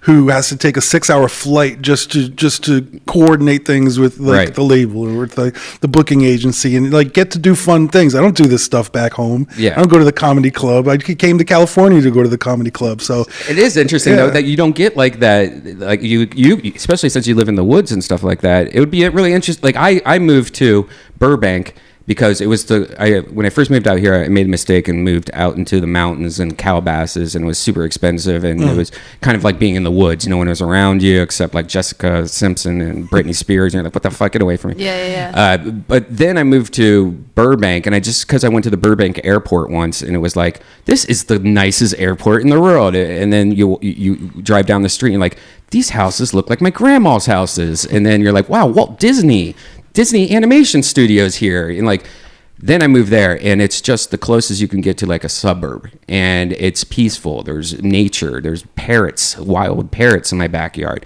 And so that LA, I'm like, oh, this I get. Now I can sit at home and feel like I'm in Michigan or whatever, or I can take a 10-minute drive. I'm at the Comedy Store, Yeah. But there is, especially being in my situation where I book shows and I do podcasts and stuff like that, there is definitely that, what kind of part of your soul can I take or jump off of you? because it's not cheap. It's not cheap. It's not so cheap. you do have to Yeah. do certain things to make that money. And I know that involves networking. I know that involves sometimes doing things you don't want to do just to live, get by. This is a very expensive place. Yeah. You had me on the guest list last night, Yeah. but it still ended up being like a $50 night. yeah. Oh yeah, no. Like my girl came, she's like, "I'm gonna buy drinks." I'm like, "No, babe, we're not buying drinks here. We're gonna do something called pre-gaming. That's where we're gonna sit and get loaded at my house. Then we're gonna get an Uber and we're gonna go to the Comedy Store, because the first night she was here, she's like buying drinks for us, and it was just like this thing where it was like $150 later, Yeah. like for doubles, 2 doubles. And I was like, and I'm just sitting there going like, No, they're padded. They're padding the pricing quite a bit here. Like, Yeah, the sunshine tax, what they call it, as there's a hurricane outside, is just kidding. But this week has been crazy. Like Yeah. Burbank, where I live, all these trees usually just sit there and be like, I'm a tree. It's 70, no weather, doesn't do anything. Second it rains, it's like, what the fuck is this? And then they just start falling over. Yeah. Like there was, down the street, this tree I watched it fall right into it and just crush a truck. And I'm like, holy shit, I wish I was videotaping that. But it's Water. yeah, water. What was the point? we were talking about the sunshine tax. Oh yeah, but there is a thing to moving out here. You definitely meet people that actually are like, oh shit, this person wants me to do this awesome thing, and this person wants me to do this awesome thing, and the networking alone, next thing you know, you're making way more money just because of things that you're doing that you wouldn't have done. Like if I was still in Columbus, Ohio, sitting there, Right. I'd been like, oh well, I guess. Okay, I'll move. All right, do it. God. I mean, MC Chris just moved. He loves it. But the secret is... Oh, you asked me if I know MC Chris. Yeah. He actually did a solid favor for me a few years ago. I want to give him a shout out because he called my sister on her birthday Oh, really? with his cartoon voice. And Oh, it's one of the. She was so fucking excited about it. I was like the cool brother for the first time. Yeah. So yeah, props. He's really, really nice to his fans. And that's one thing I always... I made that joke about, like, it's so weird because just the other night we were hanging out at the Comedy Store and I was talking about Dej Loaf, and I was like, the first time I heard Dej Loaf, it sounded just like, the rapping spider from Aqua Teen Hunger Force, like that was the villain in one of the episodes or whatever. Like, I want candy. That's like, yeah, MC but Chris. it sounded just like Dej Loaf, Yeah. and you're like, that's MC Chris, and it was really funny. And like when in terms of like knowing who your fan base is, like I'm a porn star that does writing and comedy and stuff, but like when I tweeted that about Dej Loaf, like 50 of my fans were like, MC Chris, like they knew exactly what Aqua Teen Hunger Force episode I was talking Yeah. about and what his actual name was, and then we're like linking me to all of his raps. See, Sage, you can move here. You can get your Cartoon Network cartoon. That's what I need. Get me on the next Rick and Morty season. That's priority number one. I will move out here for that. Yeah, well, I mean, that's exactly. I need a voice. I can do voice acting. Yeah, you could do a lot of things. You could put on shows. We could do comedy and Sage Francis shows. I mean, I was thinking about like MC Chris and me were talking about maybe doing something together and like doing a small little tour, comedy and music and it's just stuff like that. Because we're all creators out here, and that's. I don't know, man. I want everyone to move around so we're all together working with each other and trying to figure out before it all falls into the ocean. Yeah. We have a limited amount of time. Can we please do this now? Yeah. So when you don't smoke marijuana, you don't do any kind of things. What is your like? I can't believe. Have you ever even tried to like? I've tried everything. I do everything. Yeah, but I don't care about it enough to make it a thing. I just find that with I never really was a big weed head till I moved out here, and then like I would smoke here and there, but it was Ohio weed. Who cares? But when you move out here, you immediately get really good weed. We're to the point where it's not legal here, right? It's legal, meaning you just have to pay $30 to go decriminalized. It is legal then. Yeah. You could actually. There's an app. You just go and a doctor will come on. If you go to speedweed.com, it's the largest delivery in Los Angeles, and they're soon to be nationwide. They actually have it so you can just go on there, and a doctor will pop up on the screen, and you'll tell them like, I like it because I get headaches, and I want to take it for headaches, and I don't like taking aspirin. I hate pills in my mouth, so I okay. $30 and then or whatever it is, and then now you have a license. Then you just order on the website and you go, I want 5 joints, I want some candy, and then like hour and a half later you get it right to your house. And like that, so yeah, it is legal. And no one's raised a stink about that, because that seems like the kind of thing that wouldn't last very long, but we've actually had it the longest here in Los Angeles than anyone. It's crazy. Yeah. It's cool, man. And once you get that, this weird thing about marijuana just kind of like dissolves in you, where now it's just like, oh no, everyone smokes weed here. It's like you could actually, the cop can pull you over and you're like, you want to take a hit? Like, not to that point, but I think I used to have this joke, because where I live in Burbank, it's illegal to smoke cigarettes out in public places, and it's like a $200 ticket. And so I used to have this joke where like, if a cop goes, hey, why do you have that cigarette? Come over here. I'm giving you a ticket. And you're like, sir, it's just a joint. Oh, all right, never mind. Because there's a huge thing where joints are actually more accepted than cigarettes out in Los Angeles. Yeah. So I always have this thing where if I'm writing or painting or doing whatever I'm doing, and I hit a wall, I'll take one hit of a joint and it opens up another path in my brain that wasn't open a second ago. It just seems weird to me. For writers, it seems like it's such a powerful tool. I've toured with people who need it, like actually need it to get by, and it makes them normal in a weird way. Because if they don't have it, they just... Oh, that is weird. That's kind of an addiction or something. Yeah, I've seen people, like, I know they say it's not addictive, but I've seen people who are pretty much addicted to it. But also there's other people I've seen who try it or they smoke it and they can't open a doorknob. Like, they can't work a doorknob. There's like... they can't put wires where wires need to be. It'll open up certain parts and then close other parts, Oh yeah, absolutely. So I can't if I've had a few drinks, I can't write because I'm too tired. If I smoke weed, I can't write. I'm too tired.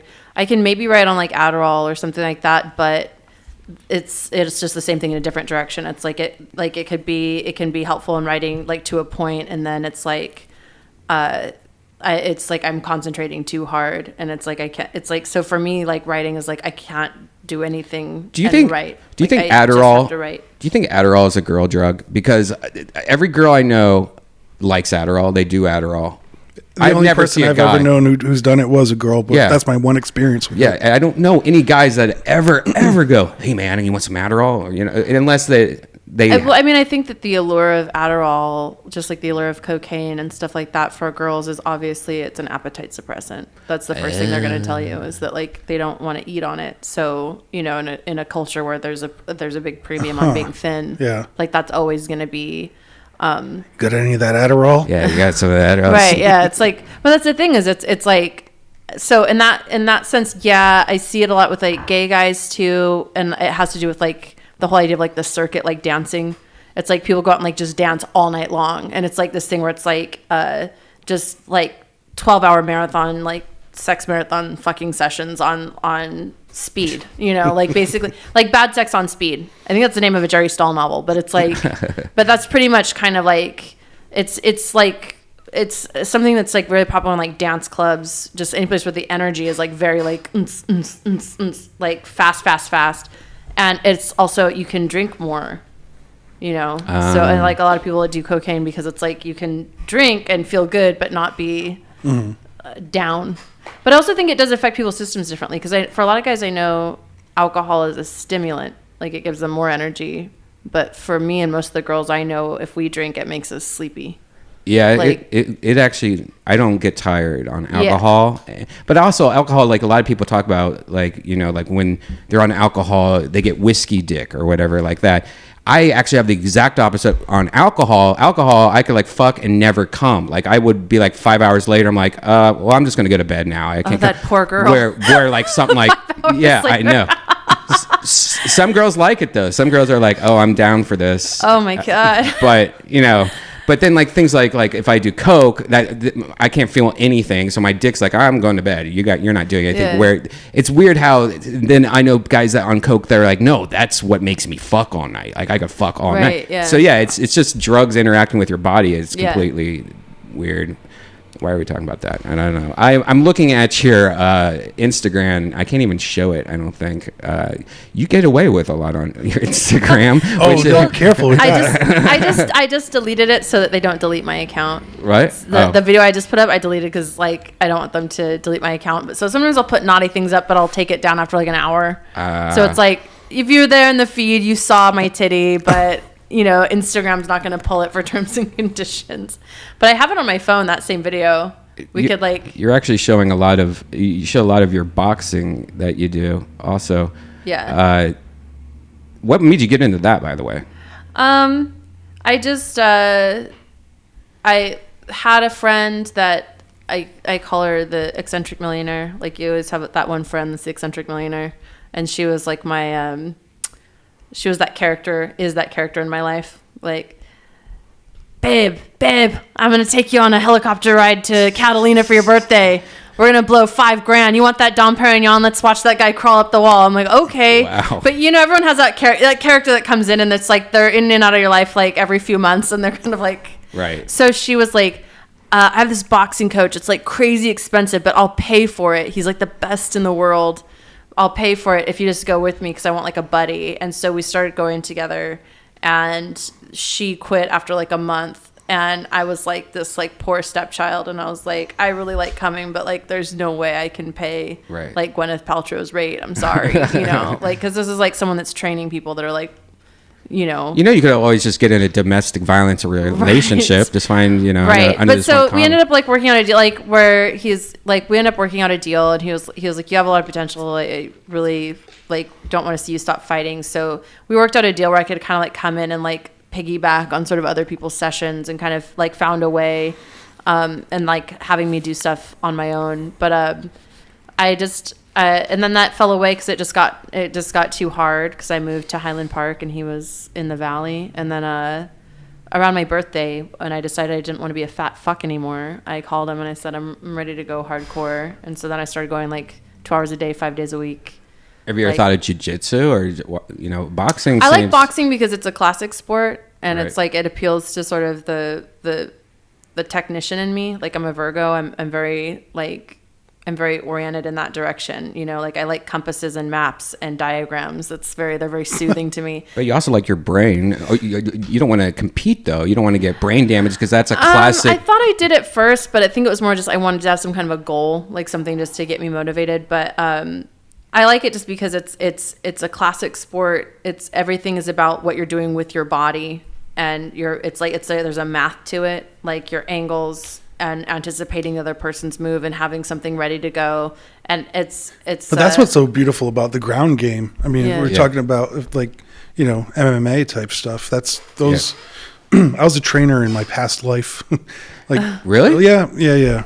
before I got into hip hop and everything, I mean, I grew up training. Kung MMA Fu, or right? boxing or A lot of things. It was MMA. Yeah. It was before the UFC.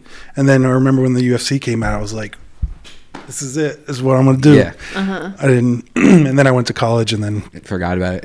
I didn't forget about it, but I got into music and then my training, everything went to shit. right. But yeah, I loved, and I miss that. I miss training. I miss fighting.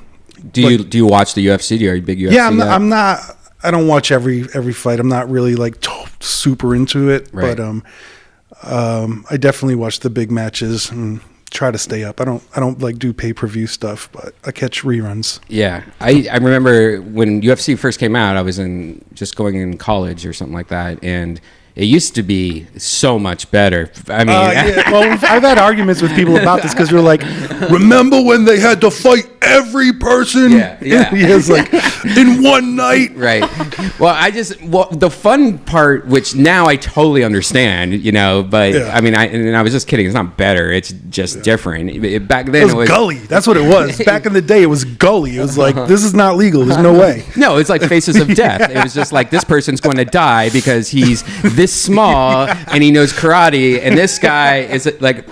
That's what I missed. I missed that danger. Yeah. And it was dangerous. Yeah. And it's weird now seeing with. And also, the champion, whoever would win that night, most likely was like damaged forever. Forever. Yeah. So Yeah. you're like, I don't know if it's worth it for one night, but watching those things go down in what looked like a dungeon, like it looked like blood sport, like type Absolutely. underground lair type shit. So yeah, those were the days. Those were the days. What was your favorite cartoons growing up? Were you the G.I. Joe Transformers? Were you the GoBots? None? G.I. Joe bugged me out because my mom wouldn't let me own guns or anything like that, so whoa. I couldn't even get G.I. Joe figures.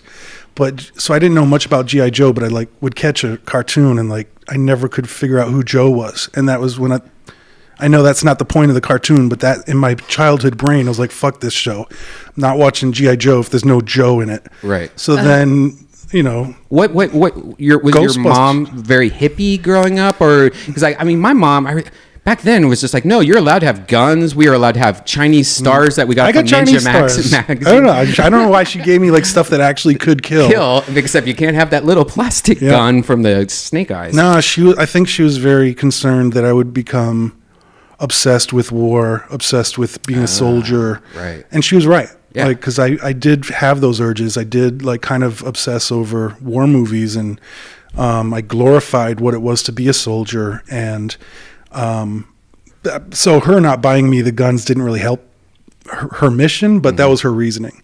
But yeah, she got me He-Man figures before the He-Man cartoon was even a thing. They first made He-Man figurines and shit. Were awesome. That was what I played with. Yeah. The He-Man came out.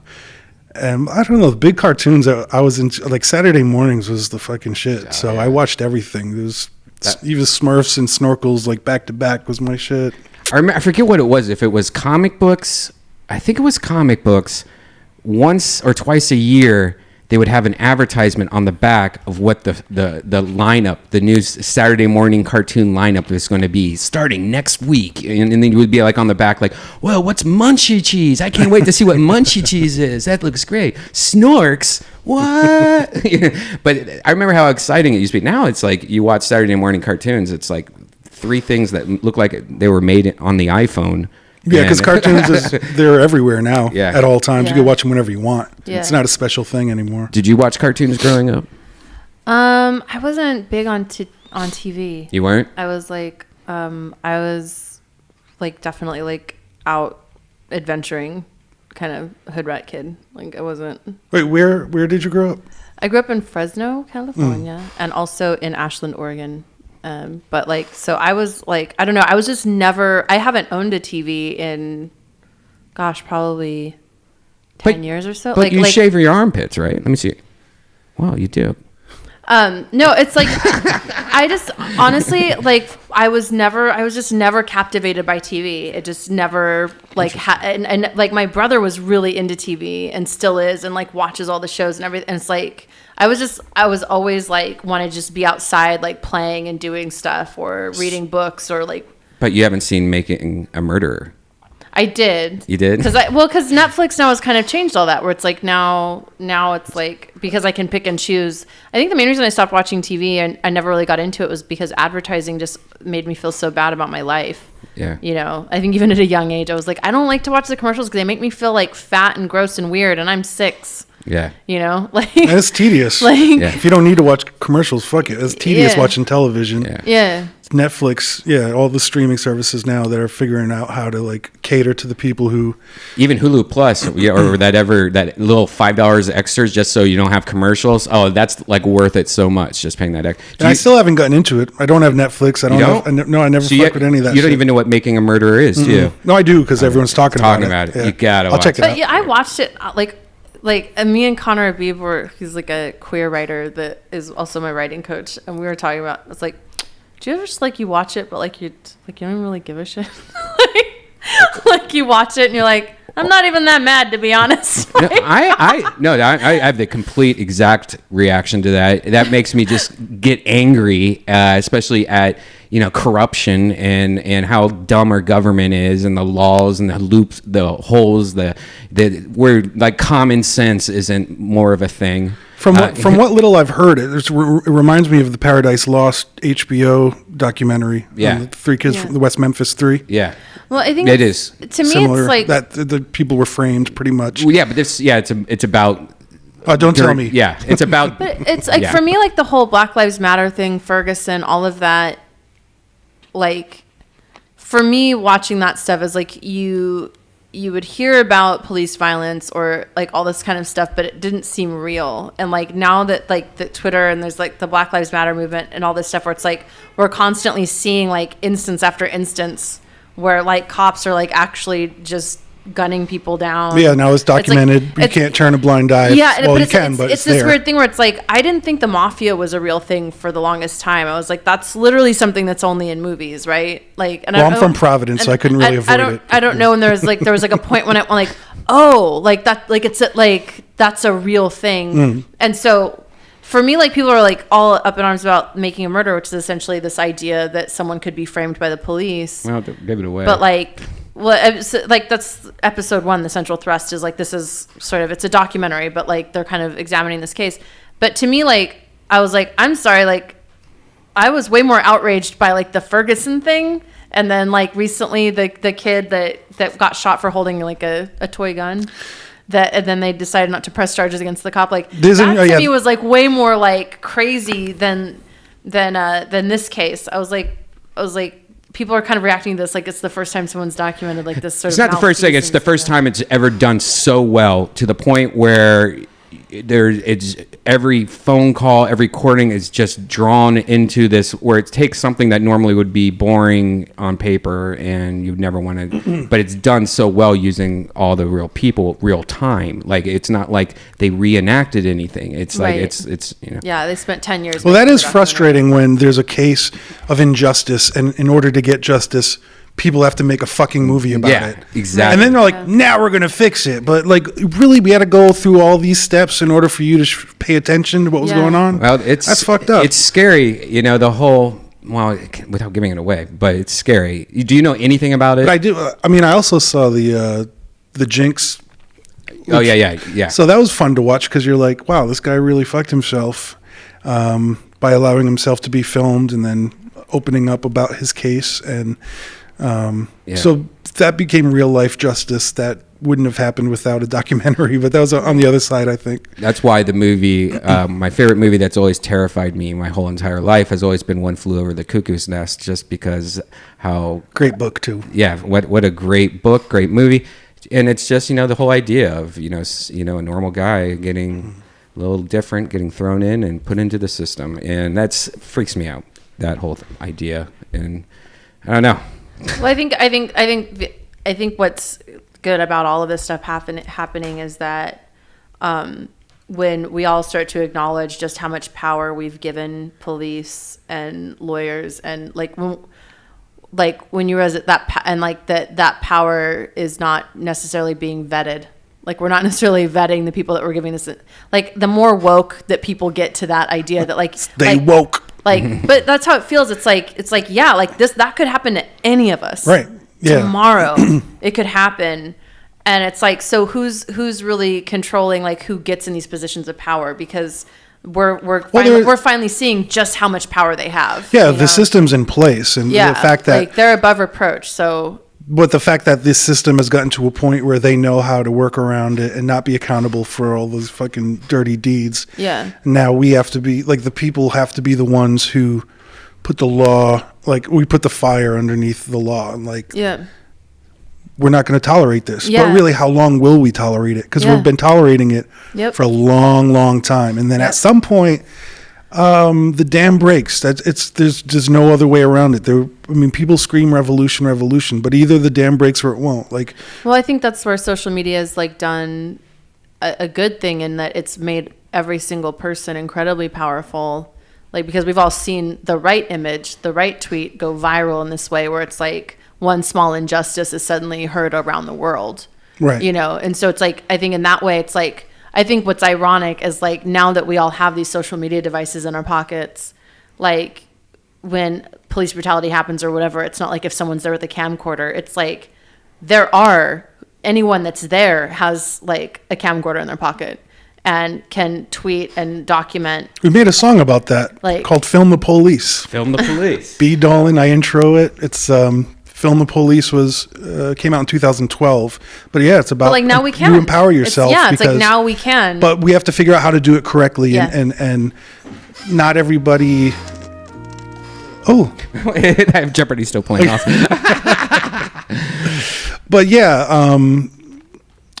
there was even laws against filming police that thankfully have come around to our side. We're like, we need this power. We deserve it, and cops need to be held accountable.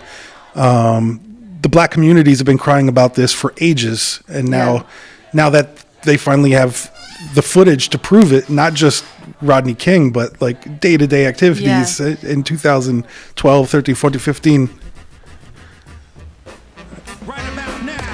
Little NWA tribute. Judge Sage presiding in the case of the people versus the police department. Prosecuting attorneys are totally right. Jasir X and B motherfucking Dolan. Order, order, order. B Dolan, take a motherfucking stand. Do you swear to tell the truth, the whole truth, and nothing but the truth? You're goddamn right. Why don't you tell everyone what the fuck they have the right to do? Film the police, run a tape for the underclass. Get the face, name and number on the badge. They flash, we flash back when they act disorderly. React accordingly and capture all that we see. Nightstick, zip ties, and tasers. Think your license for tight vicious behavior. Make a tight fist with the video trained toward the pig like this. He tripping, you make him blame us. Explain to a judge the bounds you overstepping. 2011, time to change our method. We aiming lenses at the state's weapon. Today remember whose goddamn streets they're protecting. Yeah, they rather see me in a cell than me in my cell with a different story to tell. Camcorder by the dash next time you get stopped. Reach for the celly if you wanna shoot a cop on the public sidewalk. You could take what you see or film from your window with the view of the street. Neighborhood crime watch, we police the police. They can't arrest the whole community because the streets clock. These cops occupying blocks, harassing the homeless with batons and pulling glocks. They stop law for protests and let off shots. Abuse prostitutes and misuse power they got in memory of the victims who were never forgot. We gotta exercise our right to shed light in the dark. There is an army on the march, it doesn't want you to watch. You got a weapon in your pocket whether you know it or not. We the people are the only real media we got. Let's protect one another from the fucking goon squad. Fascism's coming to the USA. Ayo Sage, I got something to say. Film the police. Dude, that is awesome. B Dolan. Where can I get that? Strange Famous. That's right, and that's your record label, right? Yeah. But B Dolan, we've done a lot of touring together, but we have a group together called the Epic Beard Men. The Epic Beard Men? Is that a bad name? No. Okay. I'm very insecure about it, but we're working on material right now. They say beards mean you're more charismatic and mustaches mean you're more sexist. What? The studies are in. Yeah, but those beards without mustaches are gross. Oh, jeez. Everyone I know is growing a beard right now. It's so funny. That just reminds me of something that happened a long time ago. I remember this person, I had met at a bar. This was like maybe 4 years ago. And I met her. We got drunk. We went back to her house. I had a nice beard. It was kind of like your beard. It was like really thick and nice. And I remember in the middle of it, like she was like I was going down on her. She's like, your beard itches. She's like, I can't, no. And I'm like, I'll shave it. I'll shave it. I was drunk. So I shaved it. And I shaved like a thing around my beard. Totally forgot it the next day. Totally forgot. Things men will do. Totally forgot the next day. Do you have like a pussy shaped like? No, it literally it was like beard and like just like Homer Simpson popping out of it. It looked like I was like an Amish guy or something, but yeah, it was just like it was just like a hamburger around. A pussy eating hole. A pussy eating hole. And I went to the store like that. Didn't even know because I didn't look at myself in the mirror. Like then went and got Starbucks. Went to Starbucks with her. Came home. Then I was like, oh, I need to take a piss. Walked in, looked at myself like, oh my fucking god! Like it was embarrassing, but that's pretty classic. You don't have a photo? That's an album. That's an album cover. I was so shocked that I just immediately just started shaving. Like I can't believe this. Like, so Strange Fame is here's your merch store right here. Yeah. And it has all your. That's cool that you.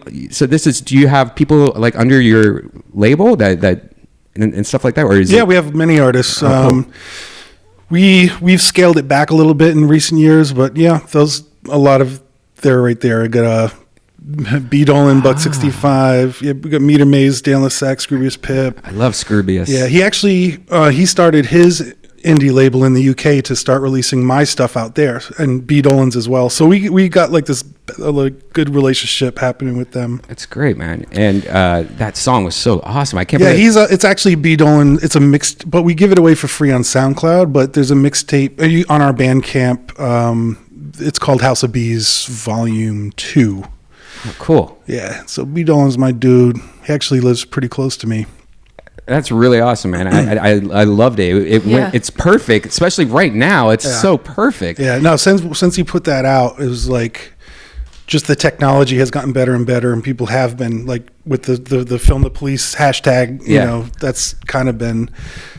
I think that's a really great thing that he was on top of early on to promote and make sure people were aware of it. Because he also was like, he was the mind behind this website called nomore.org, where it was like I don't know what you call it, a media watchdog site, a corporate watchdog site where we would rate corporations on how they treat their workers and how their products are made and yada yada yada. But that kind of fell by the wayside after a few years, and now we're thinking of trying to get that back on the rails. It just becomes more important every election period because it was inspired. No, not that one. But they stole our fucking our URL. We had that. Oh, we paid like a couple $1,000s for it. But KNOW more.org. Wow. But we toured it. We spread the news about it, but it became too big of a thing for two rappers to handle, really. So now we're thinking of revamping everything, and it was inspired by the election that George Bush won in 2005, because we were like, yeah, No More has a problem. Because we were like, why is it that there's no way he should be reelected? This is driving us nuts. Like, let's follow the money. Let's figure out how this all happens. Because, like, I'm loving Bernie Sanders. I'm loving that he's bringing these topics to the public and making them think about things that are important to democracy and important to our livelihood and, like, the general public's, like, benefiting from, like, having, I don't know, a well-oiled country that isn't just fueled by oil. Yeah, exactly. So so we focused on that now. But the thing is, Bernie Sanders, what scares me is that he's so upfront and on top of those things and ready to throw all that shit out there that it might be too much for people to process all at once. And that scares them away. And like Hillary Clinton obviously knows how to play the game. She's a career politician. Right. Not that he wasn't, but I don't think he's been inspired by power in all these years. And I'm a Bernie fan, but you know, like when I said that to my mom, she's like, "Oh, so you believe in whatever socialism?" And I'm like, No, he's just the one that makes the most sense, you know? Like, all the other people seem like fucking politicians. This guy seems like a normal guy. Trump seems like a fucking complete psycho. That's wild. It's so scary to me And that it's it's scary. even gotten this far. Yeah, it's like what if Max Headroom was real and he became president? That's what I feel like. We should probably wrap it up, guys. Have to squirt. You have to squirt. I gotta go get my eyelashes filled. I gotta get extensions on my eyelashes. Well, thanks for having us here, Brian Yeah, Redban. thank you. So much. Sovereign, do you have anything that you want to promote or anything like that? Yeah, I have a podcast on julielandradio.com called Observations, or you can find it on my website, which is ilovesov.com. You can find me on Twitter at Sovereign Syre and on Instagram at Sovereign_Syre. And there's lots of goodies on my Instagram. I will very frequently put little Easter eggs in there. Oh, yeah. And do you do the Snapchat shit? Like, do you send, like, buttholes and stuff? I do have a Snapchat. I'm still learning how to use it. I got to have a kid, then have them have kids so I can have grandkids to teach me how to use it, but I'm getting there. Awesome. I'm like, Sage- another 20 years, I'll figure it out. Sage, you have your show tomorrow night if you live in Los Angeles. It's at the you can get tickets at rsimusic.com. Or go to Amoeba. They got them there. But yeah, that'll be gone before most people even hear this shit. Yeah, it's live right now. Yeah. I'll see you there. It's going to be a fun show. But yeah, my Instagram is Sage Francis SFR. I'm Twitter is Sage Francis. And the websites. I'm on the YouTubes. I'm on all these things. I don't have a fucking podcast, but I'm a cool guy. Once you move to California, we could do this every week. We could have our weigh-ins, and we. I'm a podcast my way all the way from Rhode Island to California. You should. Do you Periscope? Do you do much of a Periscope? I don't really know. I don't even know what it is. I tried to click on it, and what is it? Live videos or something? Yeah, you would. I want to start doing Periscope. I was going to start doing that. Yeah, that's. I would recommend it. I think you would really like it. Yeah. Well, the reason I like Vine is because it's 6 seconds. Yeah. So I'm like, that's easy. And enough. that's true. And your Vines, some of the funniest shit ever, guys. If you've ever seen me torture my cats or my cat. Not real torture. No, it's just talks with funny him. torture. Okay. Like what I mean by torture is like girlfriend torture. You know, like where you fart on her face and stuff. But like, no, I'm talking about like cats, like just playing with the cats. I love cat videos, and you have such cute cats, and I love your Vines. Shout out to them. Respect. Word. Guys, thank you for coming to What Brian Redban Do Volume 2. Me and George Perez are going to be at the Brea Improv January 22nd through the 24th, the whole weekend. We're going to have a bunch of Death Squad people there on our shows every single night. You can subscribe to this podcast on iTunes. Just search the store for What Brian Redban Do. And don't forget to go to Shop Squad. That's not one of my shirts. ShopSquad.tv for any of my merchandise. Check out Sage's merchandise. Check out Sovereign stuff. Saya! Guys, thank you very much. See you later. Peace. Bye. Try not to drown, but then another day with eyebrows furrowed. Just say what you gotta say, like right now, fucko. Pipe down, bucko. That what many say. Why do you think they call it a burning out anyway? Feed the lion, despite what the sign says. Act defiant and impolite to my friends while making side bets in a risky gamble. Save the wild sex with filthy animals. Switch the channel. If the nature turns mechanical, become detached like your snake mandibles. The slack jawed yokel is practicing his cat calls. It's got the lab rat bouncing off the pad of balls. Times are coming, let them come. Let the death drum break the slum. For the once young braves to come. Little flicker of desire inspires the battle.